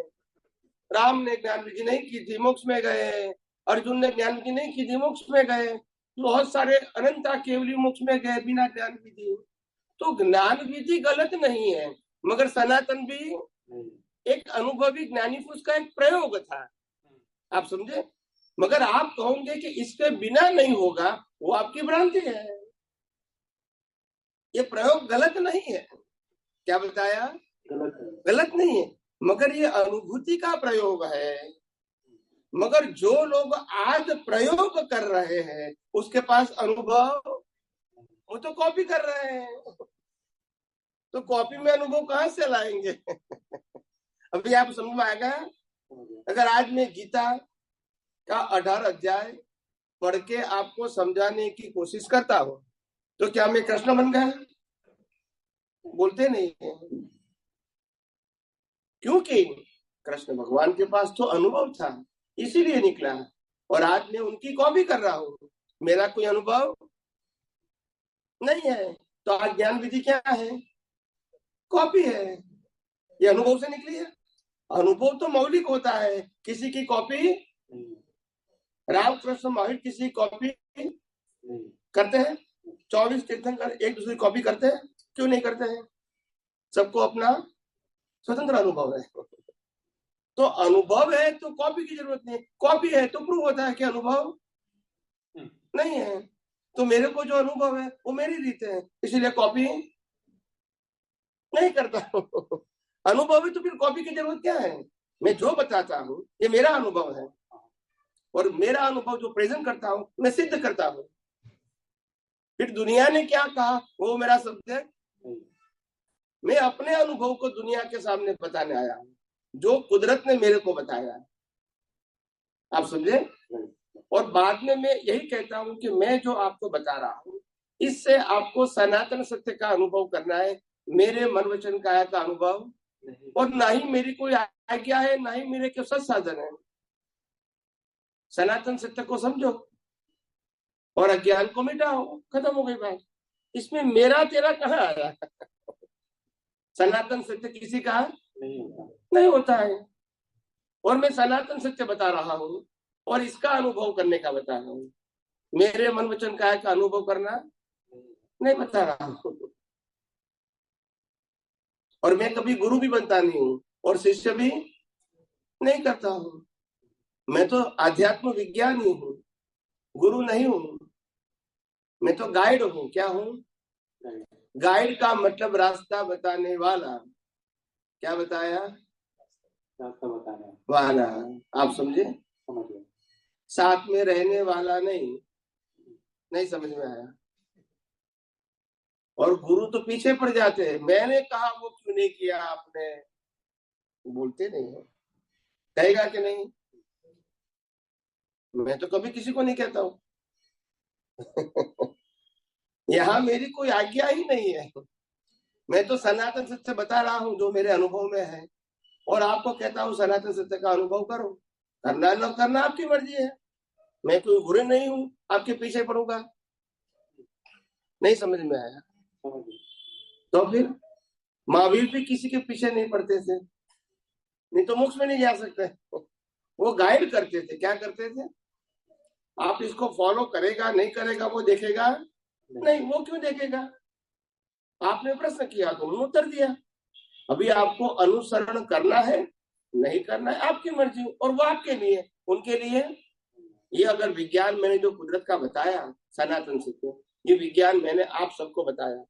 अगर किसी को फॉलो करना है तो भी सनातन सत्य का करे, और न करना है तो भी उनका नहीं करता है। मेरा तो कुछ है नहीं, तो उसमें प्रॉफिट लॉस की बात है ही नहीं। मैं कुछ अपनी मर्जी से कुछ बताऊं कि ये आपको करना है और नहीं करोगे तो मैं बीच में आऊंगा, मैं तो कुछ कहता ही नहीं हूं आपको। समझ में आया? तो आपको प्रश्न एक्चुअली क्या करना था? मेरा प्रश्न यही था कि आपसे दृष्टिकोण लेने के लिए मुझे ज्ञान विधि की जरूरत नहीं है, मैं सिर्फ सत्संग में आके भी वो दृष्टि प्राप्त कर सकता हूँ। और यहाँ ज्ञान की बात नहीं है, विज्ञान की बात है जो कुदरत का है, मेरा नहीं। मैं ज्ञान देता हूँ मतलब मेरा ज्ञान नहीं है, ज्ञान कुदरत का है, अनुभव मेरा है, वो मैं सबको बांट रहा हूँ और बांट के कह रहा हूँ आपको भी वही सनातन सत्य का अनुभव करना है, ताकि अज्ञानता मिटा सके, भ्रांति मिटा सके, कर्मबंध मिटा सके और जन्म मरण के चक्कर से मुक्त हो जाए। इसमें मेरा तेरा कोई सब्जेक्ट नहीं है, आप सब स्वतंत्र ही है और मैं भी स्वतंत्र हूं। मैं किसी को नीति नियमों से बांधता नहीं हूं। मुक्त पुरुष किसी को बांधते नहीं है, और जो बांधते हैं वो मुक्त होते नहीं है, बोलते नहीं है। हाँ या ना? हम जब विदेश में पार्क में घूमने जाते हैं वॉक करने के लिए, मॉर्निंग वॉक, तो एक बड़े पार्क में घूमने के लिए मॉर्निंग वॉक करने के लिए जाते थे, तो हमारे साथ और भी महात्मा थे। तो हमारे आगे एक लेडी अपने कुत्ते को लेकर जा रही थी, अपने हाथ में उसकी टैग थी, टैग समझते हैं डोरी, तो वो जा रही थी और महात्मा ने पूछा स्वामी जी ये आपको जो दृश्य दिखता है, लेडी कुत्ते को लेकर जा रही है, तो आपको क्या दिखता है उसमें? क्या बताया आपको उसमें क्या दिखता है? तो मैंने कहा व्यवहार से मैं बता रहा हूँ, निश्चय से तो कुदरती रचना है और शुद्ध आत्मा है, मगर मैं व्यवहार से बता रहा हूँ कि ये कुत्ता ऐसा समझता है कि मैं मालिक हूँ, ये मेरी सर्वेंट है। नहीं समझ में आया? मेरी खाने की चिंता उनको करने की, कपड़े की चिंता, बीमारी की चिंता, गाड़ी की चिंता, घर में रखने की चिंता उनको करने की। मैं पैसा नहीं कमाऊंगा, टैक्स वैक्स नहीं भरूंगा, बोलते नहीं है। तुम्हारी कोई जिम्मेदारी में है? मेरी हर जिम्मेदारी आपको। तो मालिक कौन है बताइए? कुत्ता है कि वो लेडी? लेडी को लगता है मैं कुत्ते की मालिक, कुत्ता को लगता है कि मैं मालिक हूँ, ये मेरी असिस्टेंट है। तो ये दुनिया ऐसे ही चलती है। दुनिया ऐसे ही चलती है। नहीं समझ में आए? तो ऐसा है। तो इसीलिए महापुरुष बताते हैं कि जीवन में जिस प्रकार से हमारा जीवन चल रहा है उसमें कोई प्रकार का अहंकार और अभिमान करने की जरूरत नहीं है। ये दुनिया किसी की न थी, न किसी की है और न किसी के पास रहेगी। खाली अहंकार करने से क्या फायदा? समझ में आया? तो ऐसी बात है। और कुछ पूछना है तो? स्वामी जी, एक ज्ञान को तीर्थंकरों का ज्ञान भी बता सकते हैं? हाँ, मतलब सनातन बोलो नहीं, फिर व्यक्ति का बोलोगे तो फिर वो राम का नहीं है, कृष्ण का नहीं है, ऐसा बोलेंगे। सनातन बोलोगे सबका है, सबका। हाँ प्लीज बोलिए। और एक क्वेश्चन था, सिंस देन 2010 से मैं जब भी नवकार मंत्र का जाप करता हूँ उसमें त्रिमंत्र ऐड कर देता हूँ, जो हम लोग बोलते हैं। तो बिना त्रिमंत्र के भी नवकार बोलना या त्रिमंत्र के साथ नवकार बोलना, उसमें फर्क क्या है? मतलब ऐसे पूछा मैंने। सनातन दृष्टि से कोई फर्क नहीं। तुम एक बोलो, तीन बोलो, एक भी नहीं बोलो, सब कुदरती रचना। एक भी नहीं बोलो तो भी कुदरती रचना। इससे आपका मोक्ष अटकेगा नहीं। तीनों बोलोगे तो भी नहीं अटकेगा, एक एक करके अलग अलग बोलोगे तो भी नहीं अटकेगा, क्योंकि बोलने वाले तुम है ही नहीं। नहीं समझ में आया? मैं बोलने वाला हूँ वही भ्रांति है। ये प्रकृति कुदरती कानून के अधीन बोल रही है, जो डिजाइन है उसी प्रकार से। इसमें मेरा ओपिनियन की जरूरत नहीं है। समझ में आया? ये सब रिलेटिव सत्य है। क्या है? रिलेटिव सत्य, सांप्रदायिक सत्य है। सनातन सत्य से कोई मतलब नहीं। कर्ता पद वो भ्रांति पद है, भोक्ता पद वो भ्रांति पद है। उनसे सर्वथा मुक्त ऐसा मैं शुद्ध आत्मा हूँ।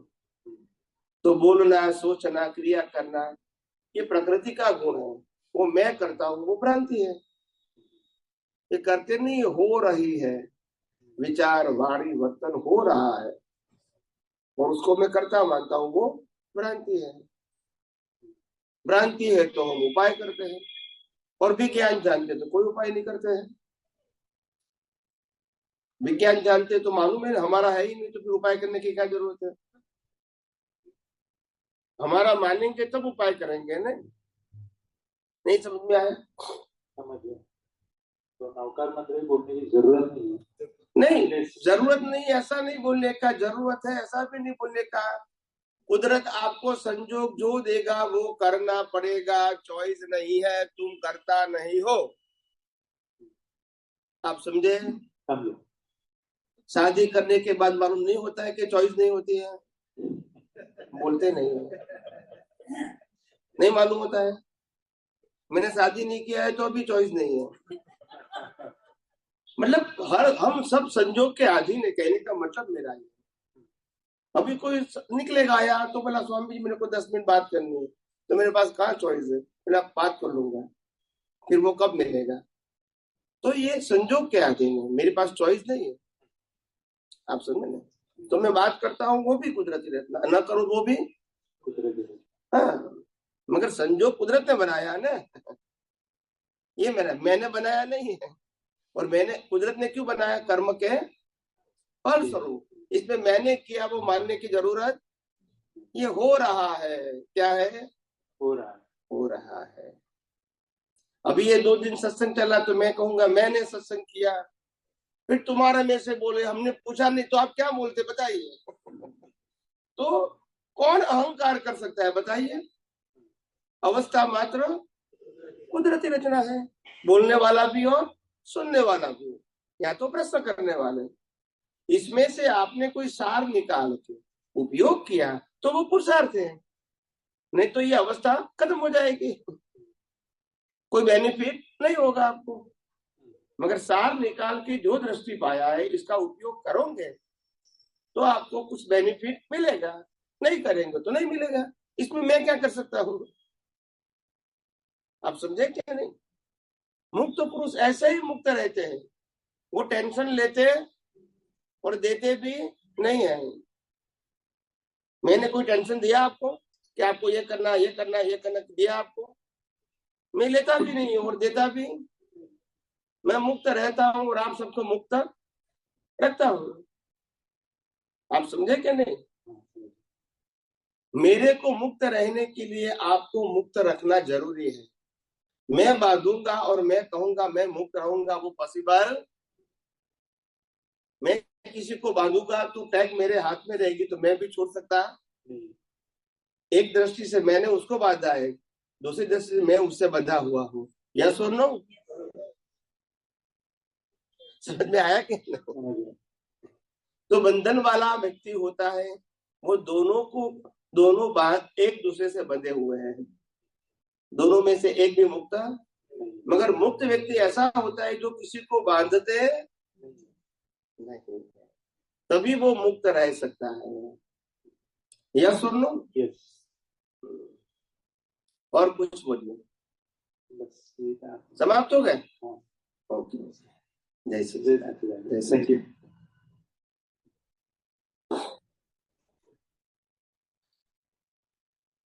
बोलिए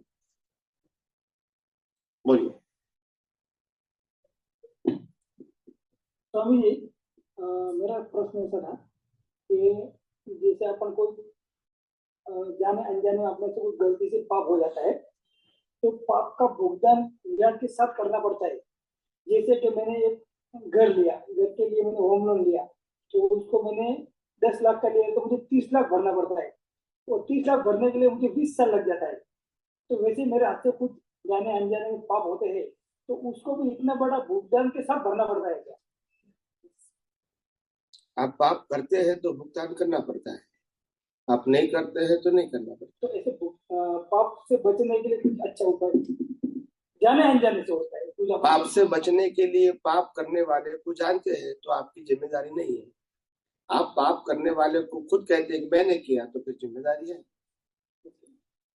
नहीं समझ में आया? नहीं आया?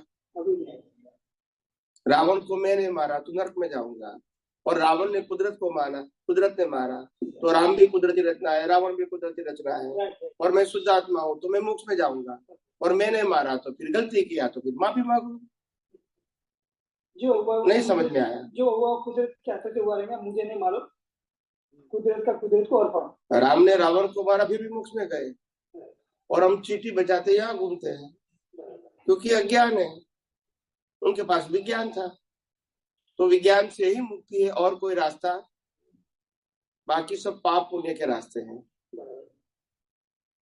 बाकी सब पाप पुण्य के रास्ते हैं। और इसीलिए मैंने गलती किया है, मेरे से हो गई है, ये सब रिलेटिव सत्य है, सनातन सत्य।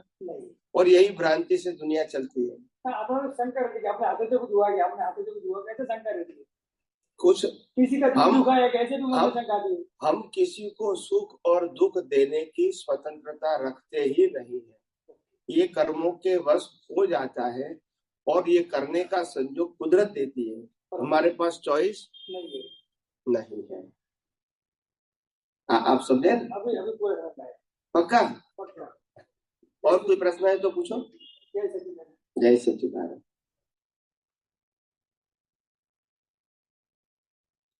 अभी और किसी को प्रश्न करना है तो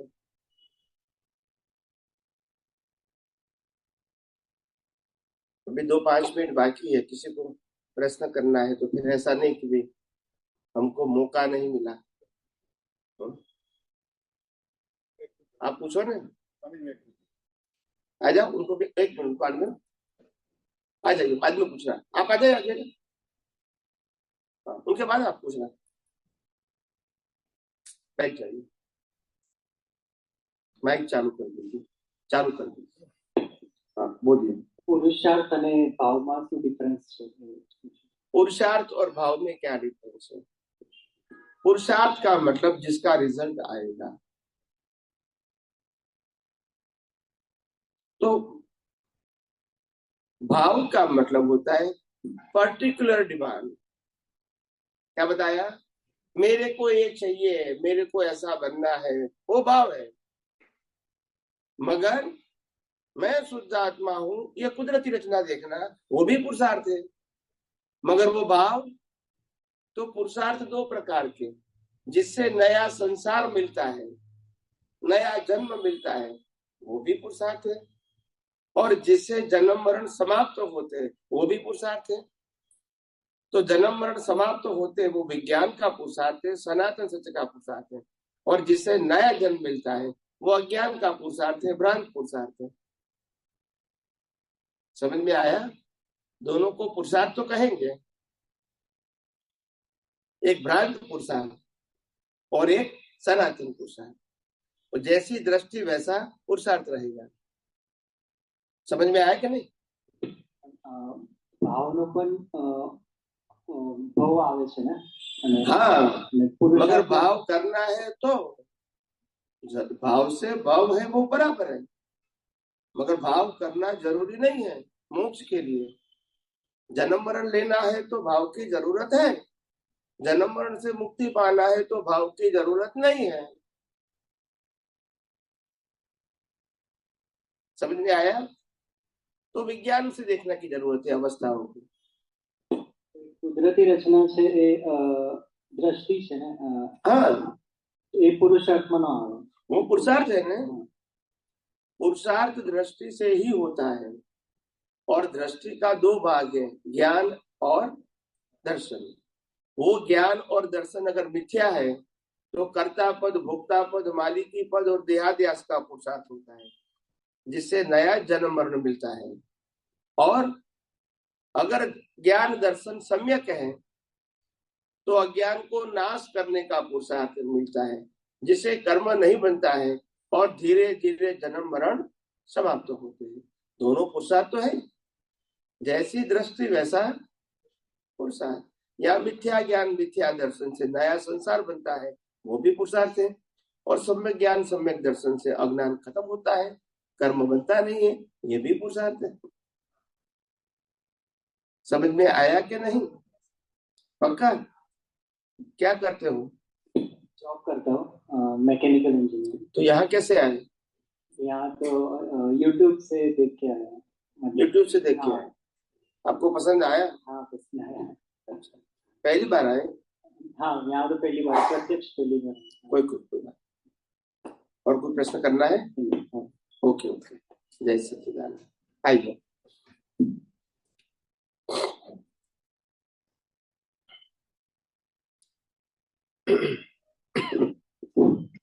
जय सच्चिदानंद। जय सच्चिदानंद। मैं प्रकृति नहीं हूँ, वो एक दृष्टि है।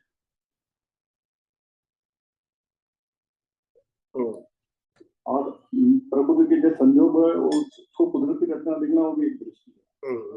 तो अगर मैं प्रकृति नहीं हूँ, उस पर ही मैं फोकस करता हूँ, तो फिर मुझे ये जो ब्लंडर होते हैं जो कुदरती रचना देखने में, तो वो तो समाप्त हो जाएगा ना।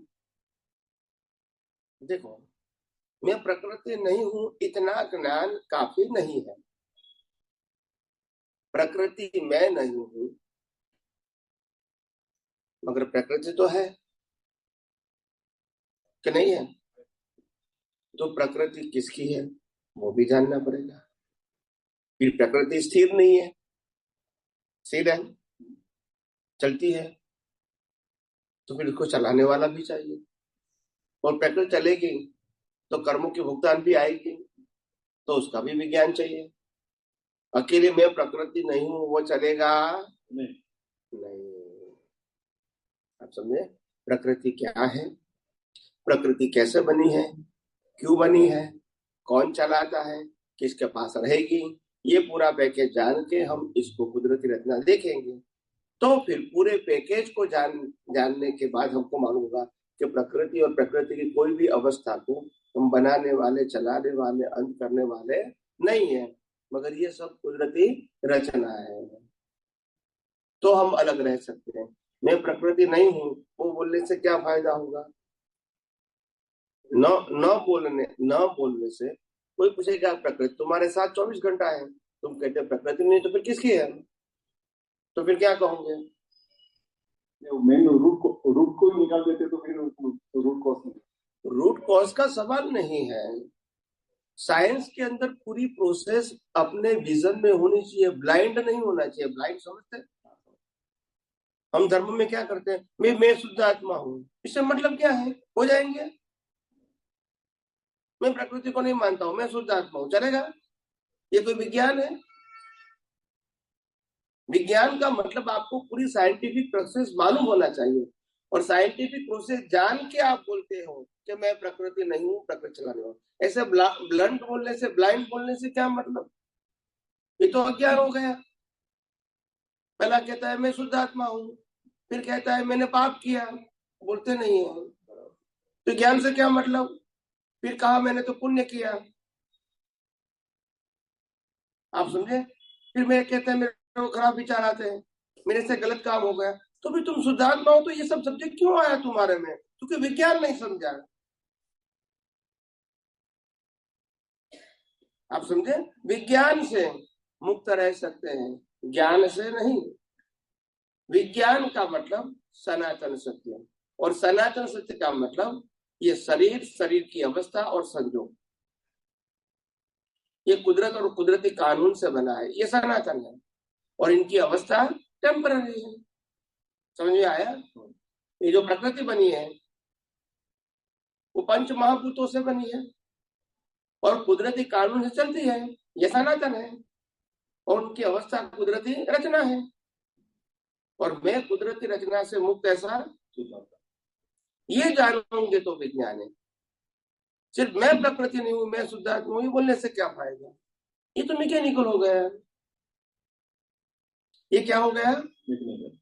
Mechanical nature. विज्ञान में पूरी साइंटिफिक प्रोसेस की आपको जानकारी विजन में होनी चाहिए, ताकि अगर कोई व्यक्ति पूछेगा तो आपको आपका विजन बताना है, सेंटेंस नहीं बताना है। सेंटेंस तो आप किताब में पढ़ के भी बोल सकते हैं।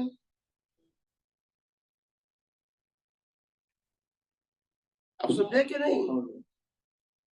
सेंटेंस तो बोल सकते हैं किताब में पढ़ के कि मैं अविनाशी हूं, नहीं बोल सकते हैं? बोल सकते हैं कि नहीं? फिर 2 दिन के बाद बोलो कि मेरे को मरने का भय है, मतलब ये अविनाशी को मरने का भय है, तभी तो मालूम होता है कि उनको बोलने में कोई वो है ही नहीं, कोई प्रिंसिपल ही नहीं है, ये तो शब्दों को बोलते हैं। अभी समझ में आया? तो कोई भी बात को साइंटिफिक विजन रख के पहले साइंटिफिक समझो, फिर वो दृष्टि रख के फिर देखो, रैंडम नहीं, परफेक्ट देखो। और अगर कोई प्रश्न करेगा तो हम उसको उत्तर दे सकने चाहिए साइंटिफिकली। ऐसा नहीं कि आप मान लो, ऐसा नहीं। यही साइंस है और यही सनातन सत्य है जो सभी जीवों को लागू होता है। आप समझे? और क्या प्रश्न कर रहे हैं? बस खत्म हो गए। जय सच्चिदानंद। और किसी को प्रश्न है लास्ट में? फिर अभी नेक्स्ट ईयर होगा, किसी को पूछना है तो पूछ लो।